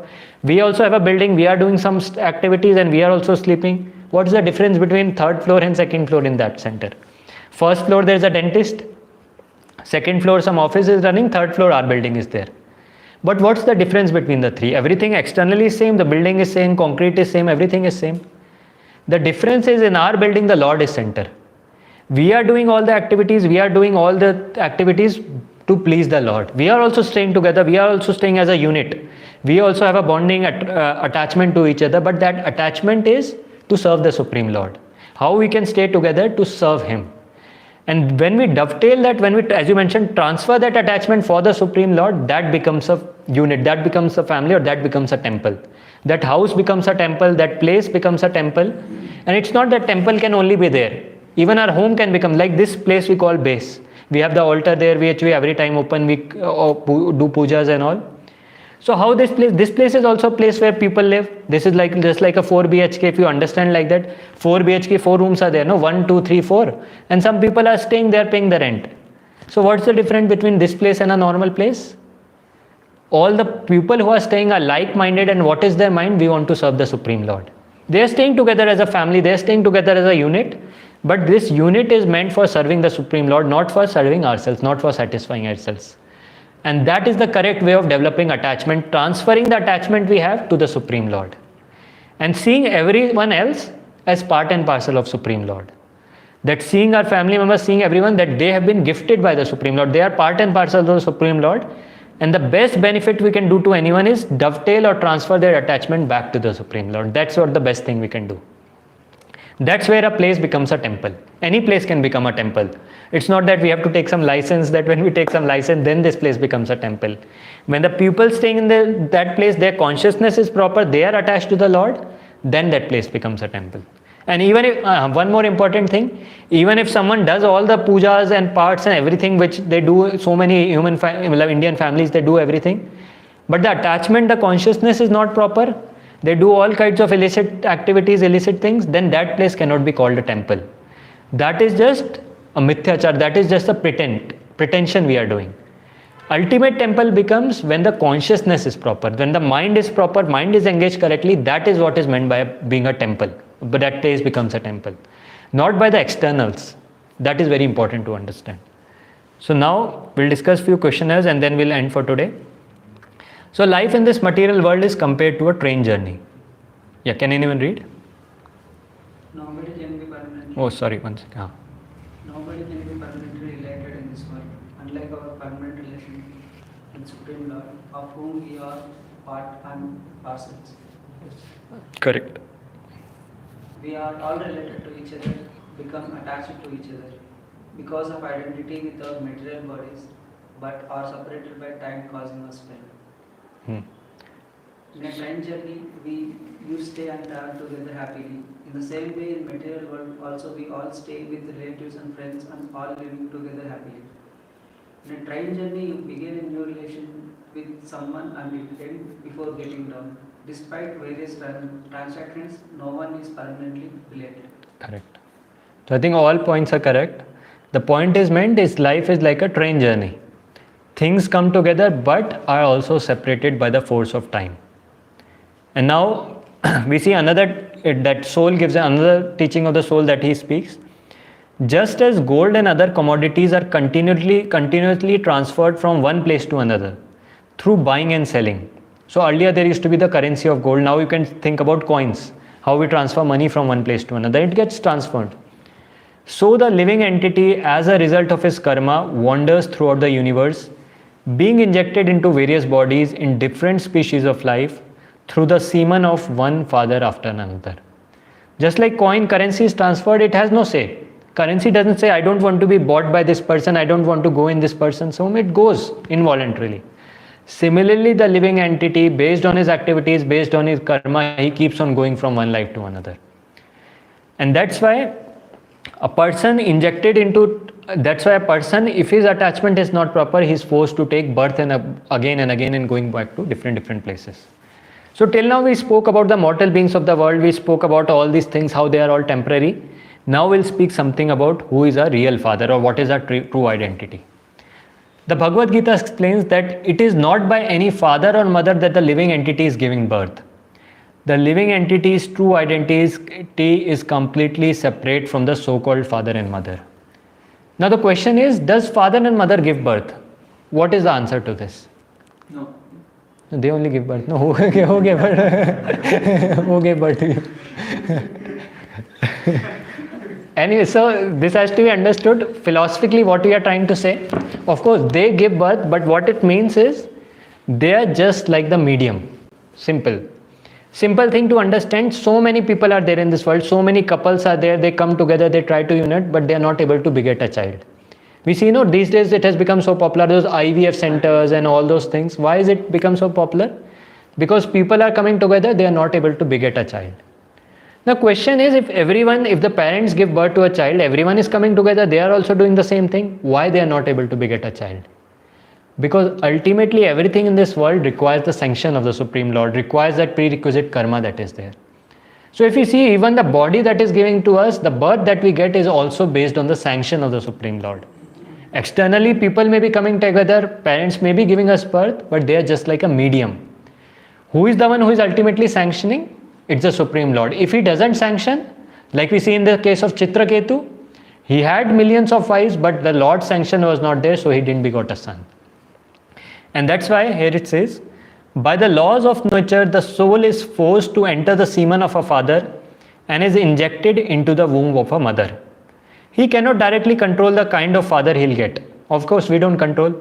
This is automatically determined by his activities in previous lives.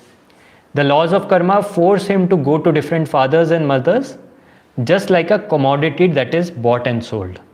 Just like we gave the example of coins or a commodity that is bought and sold. Now commodity is being sold from one place to another. It doesn't have any say. It doesn't say that why am I being sold here? I don't want to go there. It's just being moving like that. Similarly, the soul, because of our karma, because we have so much prarabdha, because we are bound in this world, we keep on traveling here and there. That's what literally it happens. We just keep on wandering. The soul, if you see, keeps on wandering one body to another, another body to another, and no one asks him, where are you going? It just keeps on going like that.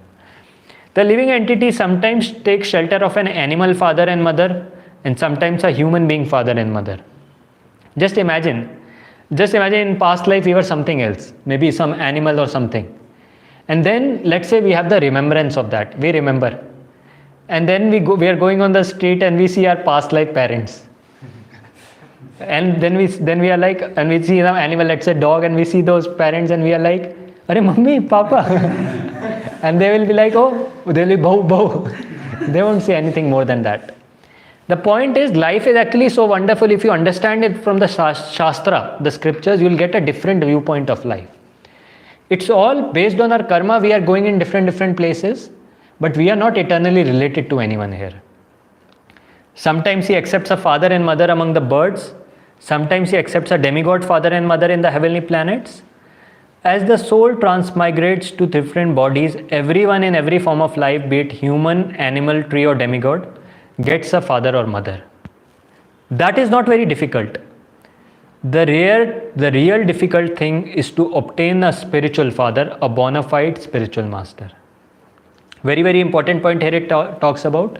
See, father and mother everyone has, because everyone are born from that. Be it an animal, be it a honey, be it an ant, every animal has a father and mother. That is not a big thing. Even human beings have father and mother. But what is the big thing? What is he speaking about? The rare thing is in this world is to get connected or get the spiritual father. Who is that spiritual father? We say the bona fide spiritual master. When like in this case, Chitraketu's life, when Narad Muni and Angriya came, then he got the bona fide association of some spiritualist, and they gave him the actual teachings of life. And that is actually the rare thing we get in life. Getting the association of devotees, getting the association of a bona fide spiritual master like Srila Prabhupada. We always speak about him, how he was very genuine, bona fide to spread the teachings. That is the rare thing. Getting a father and mother everyone has. But a bona fide spiritual master, that is the rare thing. And the duty of a human being, therefore the duty of a human being is to search out such a spiritual master. For under his guidance, one can become free from the cycle of reincarnation, return to his original home and attain the original father, Sri Krishna, in the spiritual world. A person here says, what is the duty of a person? A person's duty, a human being's duty, as we again and again say, the Vedanta Sutra also says the same thing, Athato Brahma Jigyasa. That now I have got this human form of life, now I want to understand what is the purpose, or the Brahma Jigyasa, the desire to know the absolute truth. And that's why every person who is sober, who understands this, should approach a spiritual master, or should search out for a bona fide guru. Because he is the one who will revive that eternal relationship with the Supreme Lord, who is our eternal Father. And that's how we can understand and attain the perfection of life. So now another question. Analogy given for the movement of soul from one place to another. Yeah, can anyone read? When gold and other commodities are transferred from one person to another, despite buying and selling, the gold shines in all the situations. Similarly, the soul shines as the living spark in all bodies. Correct? Correct. Actually, it's correct in the sense, literal sense it's correct, but our analogy we discussed, it's not matching with the analogy we discussed. Scriptures, whenever some analogy is given, there is some reference, some connection. That is not happening. Shining thing is a different thing. That may appear correct, but that is not the current analogy. Yeah, second point. As a result of karma, the jiva wanders throughout the universe, injected into the material body, like a gold is kept in the safe and beautiful box of the wallet. No. Third. When things are brought and sold, they move from one to another. Similarly, the wandering jivas is born in the one family first and keeps moving from one to another. Correct. This is what the analogy was meant to explain, that just like a commodity being bought and sold keeps on transferring, the soul also keeps on wandering. Fourth. As a result of karma, the jiva wanders throughout the universe, injected into various material bodies, like gold is transferred from one person to another. Correct. C and D are correct. A and B may sound correct, but not for this analogy. The analogy is meant to explain how the jiva is being transferred, life after life, life after life. It's getting birth in different families, just like a commodity is explained, based on the karma. Another thing, what determines the choice of parents for a jiva? Yeah, can you read? His activities in previous lives Okay, second? His voluntary choices based on his desires. No. No? Correct, no. We can't decide who our parents will be. His good luck as awarded by Supreme Lord. Good luck? No. No. No, there's nothing called as luck. It's all our karma we go through.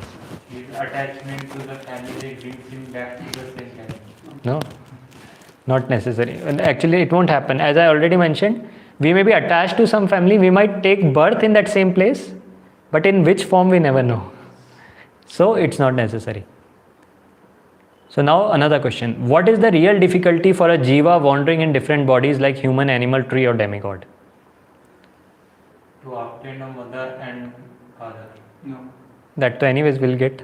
To obtain the womb of his choice. No. To obtain the position of demigod. No. To obtain the spiritual father, a bona fide spiritual master. Yes. That's why Chaitanya Charitamrita there is a shloka which comes Brahmanda Brahmite kona bhagyavan jeev Guru Krishna kripa paye bhakti lata beej. Meaning Brahmanda Brahmite means in this universe the jiva, the living entity keeps on going on round and round and round in different bodies. Different bodies, different souls, different living entities the jiva travels. And finally it gets the opportunity, the fortunate soul.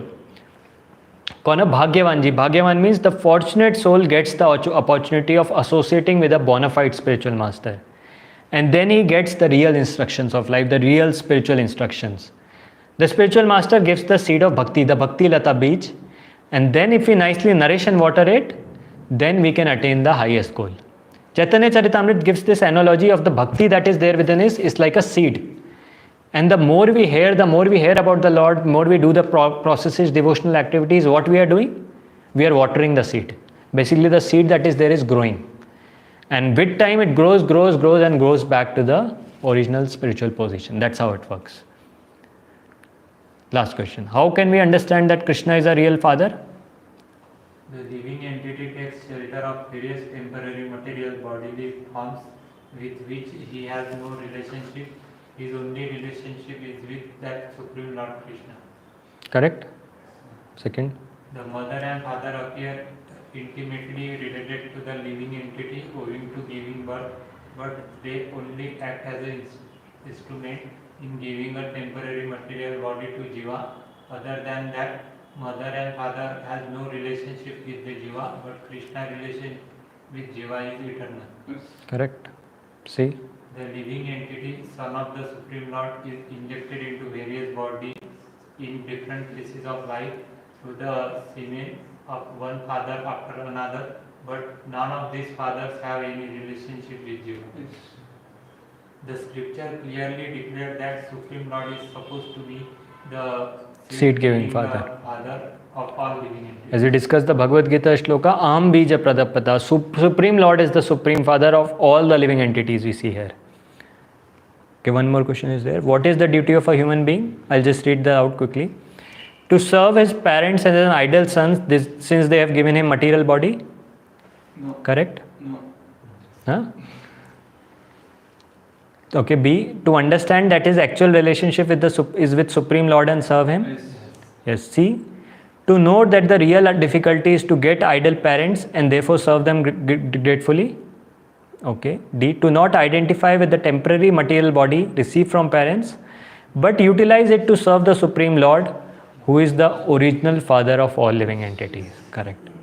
See, when it comes to point A, so I spoke about this before also, when we speak about serving, what service can we do to anyone in this world? Can we save a person from death? Be it our own parents, we might want that they live eternally, but can we do that? So what is the best service we can do for them? We helping through getting the Krishna consciousness. That is the best service we can do to anyone in this world, including our own parents. Connect them also to the Supreme Lord. There is nothing else we can do for anyone. We may try, we may want, and of course we should do as our duty to serve them as much if they are going through some health crisis. But ultimately nothing is in our hands. Whenever the Lord wants, whenever it happens, anything can happen. They can be taken away. The best service we can do is connect them back to the original position. That is the service. So when it says to serve his parents as an idle son, since they have given him material body, This is partially correct because they have given us the body, they have given us, so we are responsible. Bhagavad Gita talks about that we are responsible to many people in this world. Parents, they have given us the birth, so we are responsible. We have a duty towards them. The Devas, they provide us so many facilities. The air, the Vayu Deva providing us air, water. Indra Deva is providing so many Devas. We are also responsible to them. So like this we see so many living beings, so many entities we are actually responsible when we take birth. We are actually credited to them. We have a karza, in Hindi we say karza. We have that loan from them and it's our responsibility to serve them. But then Bhagavatam also says that if we serve the Supreme Lord, everyone is automatically served. It gives the example of the tree. Just like if you water the roots, all the leaves, all the branches, everything is automatically satisfied. So the highest thing in this world any person can do is serving the Supreme Lord, and rest everything will fall in place. Rest everything, everyone else will automatically become satisfied. Now the climax. Climax has automatically come, the story is over, but yeah. We'll discuss now what happened to Chitraketu and Kritadivti. The boy gave all those instructions. Now what was their reaction? So final part, and that's where they understood. That's where they understood that this boy was never actually related to us. In the sense, we gave them a material body, but that was not the permanent connection. So now, I'll just quote from Bhagavatam. The living being is eternal. The pure soul continued. Now the soul that was there in the body, the boy, it starts speaking. The living being is eternal and has no relationship with so-called fathers and mothers. He falsely accepts himself as their son and acts affectionately. After he dies, however, the relationship is finished. Under these circumstances, one should not be falsely involved with jubilation and lamentation. The living entity is eternal and imperishable. He has no beginning and no end. Nor does he take birth. The living entity is equal in quality to the Supreme Lord. Both are spiritual personalities. But because the living entity is so small, he is prone to be illusioned by the material energy. And thus he creates body for himself according to his different desires and activities. So it's a very important point is given that the living entity actually has no beginning and end, but because he is taking on bodies, he is taking birth after birth. Another point that is mentioned is, we and the Supreme Lord are same in quality. What it means? Purity of the soul. When it speaks about the quality, just like let's say there is a big ocean. Now you take out a drop of the ocean. The quality or the content of that drop and the entire ocean will be same, right? Yes. That is, their composition will be same. Similarly, we are from the Supreme Lord, so quality will definitely be same. But quantity can never be same. It can never happen that we can become the Supreme Lord, we practice and one day we are the Narayan ourselves. That cannot happen. We will always remain Anu will always remain the part and parcels of the Supreme Lord, and our relationship will always remain the servant. But at the same time, the quality will be his same. Quality is same as the Supreme Lord, but that quality is covered by so many material desires that are there. And that's why this process of chanting and all, when the material desires or the material contaminations are vanquished, removed, then the original qualities blossoms. That's we see in the life of pure devotees. When they have all those original qualities because those qualities are from the Supreme Lord. So the soul is same in quality but different in quantity. Now question is that, okay, why this illusion when soul is same in quality, then why we have so much illusion? Why we are actively doing so many things which are temporary? Why all this? Of course, that doesn't mean we'll become lazy from today, don't do anything. We should do everything, but what is the point that why people are covered with illusion? What do you think? This material world is created. But why is it created in the first place? Why, someone may say, why is all this created? Why this Maya is created? Why we are covered? Is the Lord wants us to be like this in illusion? No, just it's like slapping. Like Maya will slap you, then you will turn to God and see. That was there, but originally why it happened? We fought with God. Originally we desired, we wanted to enjoy ourselves, we desired to be separate from the Lord, and Lord is always very merciful. Love is all about voluntary thing. Lord can force us to serve Him and all, but that is not out of genuine love. So Lord is merciful. He said, you want to enjoy separately, go to the material world. Try to become the Lord, try to become God. or try to become whatever you want. And that's why when we wanted this, we were thrown into this material world and we were covered by Maya. Now someone may ask, why this illusion? Because without this illusion, we cannot get that false sense of happiness. Let's say illusion is removed, we understand our identity is with the Supreme Lord. Can we do anything in this world? Can we get the enjoyment? We are getting enjoyment here and there in so many things. Will we be able to do anything? So the Lord is merciful. He says, okay, you want to enjoy? Let me cover you nicely and you enjoy nicely. At the same time, because He is merciful, He sends all these things like the Vedic scriptures. The Bhagavad Gita, Bhagavatam, the Lord Himself descends. And now we are going to Mayapur also, some of us. There we'll discuss about Chaitanya Mahaprabhu. Why He came, what was His purpose and what was His role in this mission. So Lord sends His bona fide representatives like Srila Prabhupada to spread this mission, teachings all over. Lord puts us in illusion, but He also gives a way out. That if you accept the instructions of the spiritual master, if you follow the teachings of the scriptures, then there is a way out also. You desired, that's why you are here. But now if you desire to go back, you can be there also. Prabhupada writes very, very nicely in most of the scriptures. In the beginning, he writes in Bhagavad Gita also. Ultimately, going back to the spiritual world, achieving the ultimate goal is all based on a desire. Now our desire is to be in this world, to enjoy this world, so we are here. If we just dovetail that desire, switch that desire that now we want to go back, enough of this world, enough taking births again and again, now I want to go back, then we can also be transferred back to the spiritual world. Because that initially everything begins with desire. See, even a person who does an abominable activity in this world does some crime. How does that begin? With the desire. First the desire comes, then he makes a planning for that, and then he finally executes. Similarly, if the desire comes within us that now we want to go back to spiritual world, then automatically the execution will happen. It all begins with the getting the correct desire. Until and unless the desires will be incorrect, the desires will be to exploit people, desires will be to enjoy this world, we'll keep on taking more and more births. But when the desire is again dovetailed back to the ultimate goal, we'll go back to Godhead.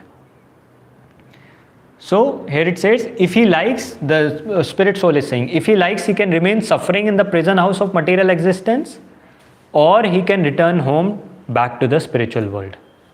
But then if someone doesn't want to go, then he'll remain here only. There is no point. So although God arranges through the material energy to give the living beings the bodies they desire, the Lord's true desire is that the conditioned souls get off this miserable Ferris wheel of material life and return home back to Godhead. You understand Ferris wheel? That round and round wheel that is there, no, on which play in some malls and all, adventure parks, it's there. Those wheels we go and they keep on rotating. Just like that, we also take bodies and we keep on rotating this in this world up and down, but we don't make any progress because we don't understand the eternal goal of life, eternal aim of life. And then the question that does Lord want us to stay here, or Lord wants us to remain here eternally?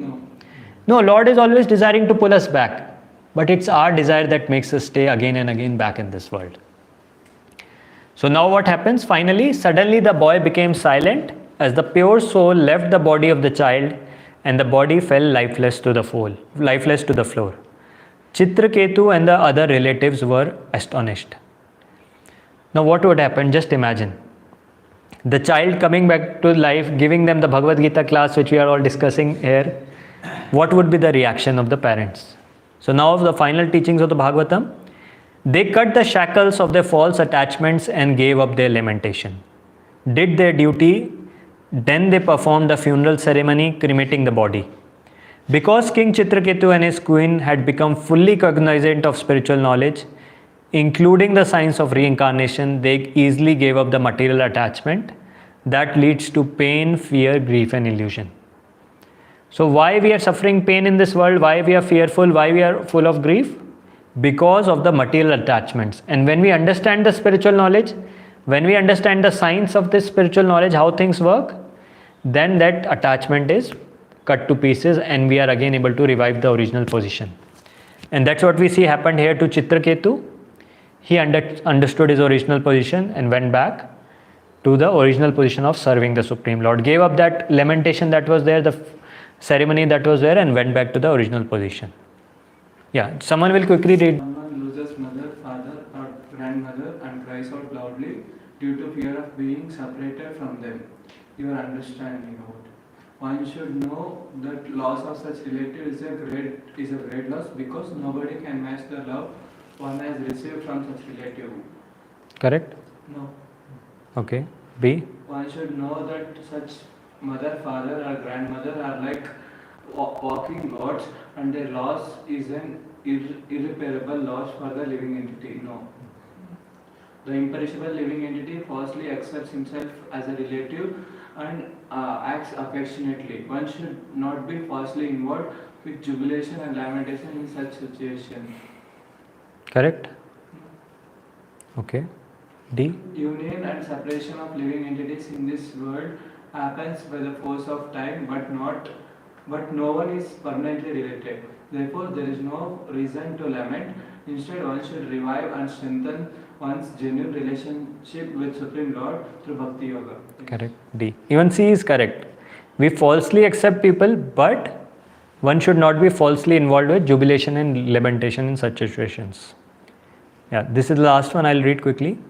The Supreme Lord awards various material bodies to the living entities they desire, but the Lord's true desire is that the conditioned souls goes out of the cycle of birth and death and returns back to Godhead. Because it's the Lord's true desire to offer the conditioned souls with whatever body they desire, thus as super soul seated in their hearts, He awards them. Correct? No. Lord doesn't want us to remain here. Why will He desire? C. Lord's desire is not to see living entities accepting material bodies. Lord wants us to get out of this world. And D. So that He can remain suffering in the prison house of material existence.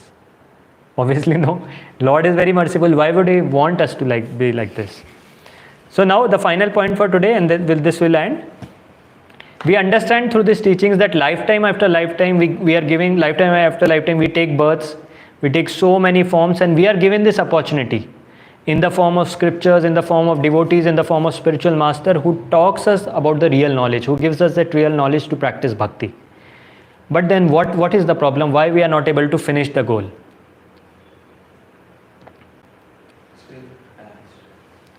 The problem is we are going on, see, bhakti is a very, very simple path. We have discussed this about the yoga systems previously, how there were so many yoga systems, so many difficult techniques, this and that. Bhakti yoga, we say, is very, very simple. And actually it is. It's like a straight path. If we follow it as it is, ultimately we'll touch the hand of Lord and we'll go back to our position. It's like that. But on that path, on the sides, there are some stalls. Some Pani Puri stalls, some Golgappa stalls, some things to attract us. And some Kole PGs, this and that. Basically, so many things to attract us, to allure us in this world and keep us successful in this world. So what happens is, lifetime of the lifetime, person walks on that path, gets allured here and there, moves away from the path, then again after a long cycle comes back to the path, but then again moves around, takes a turn around. Again and again he understands the importance of spiritual life, again and again he gets the association of devotees because the Lord sent all these people, but then he takes a detour. And that's why again and again, life after life, successfully he stays there, doing some devotional service, doing some activity, but then again taking a detour. And this is what we see even in the past so many years we have been preaching. ISKCON is doing so many activities. We have seen how people decrease with time, people get separated. Only people who are serious, who have that sincere desire to continue on this path, they are the ones who are able to continue. And at the same time, very, very important, even if a person has desire, we have seen many times people come to our sessions, they attend the session, they'll say it's very nice. No one has ever said that, oh, what nonsense is this, what you are telling and all this. Everyone knows we are telling from the scriptures and it's the fact of life. Everyone appreciates also. But then even after all that, they give up after some time. Why? Because Maya is very, very strong. Maya always puts some allurements, always gives something, and the person goes away from the path. So as I mentioned in the previous class as well, very, very important to be in the association of devotees as much as possible. To take the association of spiritualists, to be in the association, like we have this setup, like these bases where devotees stay together. Then we have this opportunity, as I told in the previous class, of taking prasadam, becoming prasadam mangers as much as possible, regularly taking prasadam. More and more we come here, take the association of devotees, take the spiritual food, keep on nourishing ourselves, more and more we'll be able to continue, and more we'll be able to stay on that path. Otherwise, we may have the desire, we may appreciate, we may understand, but then Maya will put some hard big boulder in front of us and then we'll go astray. And it's because, see, in the Bhagavad Gita, Krishna himself says, Mama Maya Duratya. It's very, very strong. My Maya is very, very strong and difficult to overcome, and the only solution is Mam eva ye prapadyante Maya meptam tarattitve.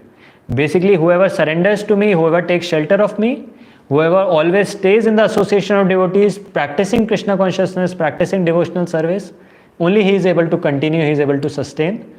Others may have the desire, others may want, they may appreciate, but they may got swayed away. And then in next life, again level 1, again level 2, again they will start the journey. That's how it happens. So with this, I would like to pause here. And this thing which should be very, very clear, we should understand, the top essence of the talk was, essence of this pastime, that spiritual life has to be given priority. Many other things will happen in life, ups and downs will happen in life, but we have to know that this is the ultimate thing we have to do. And if spiritual life is given priority, if spiritual life is performed nicely, you'll see everything else will also fall in place. Ups and downs will definitely be there in life. There will be problems, there will be high situations. But if spiritual practice is high, if we are nicely nourished, then we'll be able to nicely stay in track, nicely stay calm and cool, even in the face of many difficulties that are there. So with this, I'd like to pause here. Any questions and comments? Or we'll end the talk. Why actually we attach for more love and relationship when we have finally we have God with Supreme Lord? So that the thing is, in initial I told about that thing. Our heart currently, Bhagavad Gita talks about these 6 things that are there, the urge for lust, anger, greed, pride, illusion and envy. So our heart, our soul which is originally pure gets covered by this contamination. That's why we discuss those material modes of nature, no? Mode of goodness, mode of passion and this. Our heart is covered by these material modes, and the soul which is pure is covered by these modes, so we are not able to feel the original love.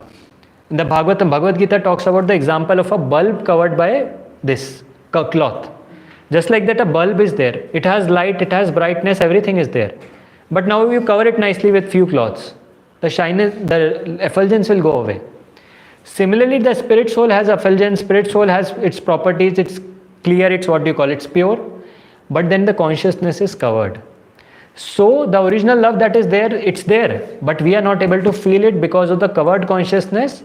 And so we are searching for that love everywhere. Everyone in this world wants love. No one will say, I don't want to be loved by, I don't want love. But we are not getting that true love we are looking for. That we only get, that we only become satisfied in this world when we repose the love in the Supreme Lord. And with time, with hearing of the Srimad Bhagavatam, with practicing the devotional service, our heart gets purified, the heart gets cleansed, and with time we are able to experience that love. And you see, always advanced transcendentalists or people advanced in their consciousness, they have given this statement in the scriptures, they have given that happiness which a person feels there, when he actually gets clear of that contamination, when he actually gets that relationship revived, that happiness is the happiness we see in this material world with all the relationships, all the things, that is incomparable to that happiness. That is like thousands and millions of times greater. There is no comparison. That is our actual true position, and that happiness is thousands, millions times greater than this. There is no comparison. And that's when a person becomes actually satisfied. But now we keep on going through this ups and downs, sometimes happy in a relationship, sometimes sad, sometimes this and that. There is only bliss, there is only satisfaction, no happiness, because that is our true condition. But now we don't feel, because we are covered by so many things. We have so many desires that are there that are not of serving the Supreme Lord, but material desires. And they can only be purified by practice of Krishna consciousness, spirituality. Hare Krishna. Anything else? Prabhuji, you say that whatever the Sukhanubhuti... So I think we are already late. Means others, if they don't have any questions, they can go and we'll discuss. Yes. Whatever the Sukhanubhuti or Dukhanubhuti we get in this present life, it's based on our past karma. So even if a person born in this life as a good human being, but because of his bad karma in the past life, still he has to get that Dukhanubhuti. But how, at least if he would have known that, if he has that memory, like past memory, or good that, right, if he get punishment in his previous life only, why he has to suffer in this present life, even though he born as a good person? So this is the point. The point is we see the world from one angle of vision. Because we can see one life. But now we see the higher angle of vision. Higher angle of vision is we have been in millions of life forms. Not just one life or two lives. Millions of lives, one birth after another, one birth after another. And this cycle continues. Every cycle we create some sets of karmas. They fructify, some in next life, some in so many other lives. That keeps on happening and the jiva keeps on going through happiness and distress. For our viewpoint, it may appear, okay, this person is very nice, he's doing very nice activities, but still he's going through suffering. But as we have already discussed, karma always continues. Some in this life, some in the next lives. And now our point here is not to find out the cause of the karma. Even if, let's say, we go to an astrologer, he's a genuine astrologer, he tells us, you did this in previous life, you are suffering. He can tell. Astrologers, if they are genuine, they can tell all this. But what will we get out of it? Now our responsibility is not to find out the cause, but to make our future correct, to take the right path from now. Because whatever karma we have done, that we have to face. But now what we can do is not create new set of karma, rather aim at the ultimate success of life. And even when we speak about, as you mentioned, good people. So there is no definition as such of good people. I mentioned this before also. Some person may be very good now. He may be doing the best of the best things. He may be behaving in a very nice way. But when some problems come in life, when the life squeezes him, when some problems come, that's when the true nature comes out. You'll see any person, no matter how much gentle he is in his dealings, how much nice he is, if he's not a spiritualist and he's squeezed some point in his life, some problems come in his life, then he'll take to any kind of method just to mitigate those problems. All his goodness, everything will come out, the real nature will come out within. Only a spiritualist can say that he's actually a good person. Because he, no matter whatever happens in his life, even if he's pushed to any extent in his life, because he knows the reality, he knows the truth, he won't ever take to any different means. But so-called good person and bad person in this world, that is just time. Today time is good, the person is good. Tomorrow time will be bad, same person may be opposite. And we have seen so many people. We have in our practical life also we might see, and people say also, this person few years ago he was such a good person doing such good things. What has happened to him? We see so many people. You must have seen, I have seen so many people. So nice, everything nice, behaving nicely. And then especially in the families and relatives, when it comes to property and all, then you'll see these things happening. Everything happening very nicely, relatives behaving so nicely and all. And when someone dies and some conflict comes, and then the same person, good person who has brought us up nicely, behaved with us very nicely, his real nature comes out. And I have heard so many personal cases from so many people in this. So the point is, good in this world and bad in this world, there is no definition as such. Only a spiritualist, when he is advanced, we can say this person is really good. Because in all circumstances, whether be in happiness or misery, he'll always be good. He'll always be behaving in a particular way. Material world, people when things are good, they will be behaving nicely. When things go against their sense gratification, then all the nature, the true nature comes out from within. That's what. Hare Krishna. Okay. Anything else? Yeah, continuation to this question, like, see, the person who not fits to that karma, okay, so why God will push to him for this to make him trouble? Who not fits to karma means? Means like, for example... A spiritualist you are asking? No, not spiritual. In previous karma, he don't know what it actually. In present karma, he was good, but like his continuation. But so it's like that example of silo we go. No, I gave that example in the previous classes. Like we are adding good grains to a silo. From the tap we have in villages, no big machine is there where we store the grains. Now let's say this year the crop was not nice, but the previous year crop was very nice. So we had added good grains in the silo. Now this year's crop was not nice and we had bad grains to the silo. Now let's say this is the father is doing, the child is sitting near the silo, he is watching this. Now he sees that bad grains had been entered from the top.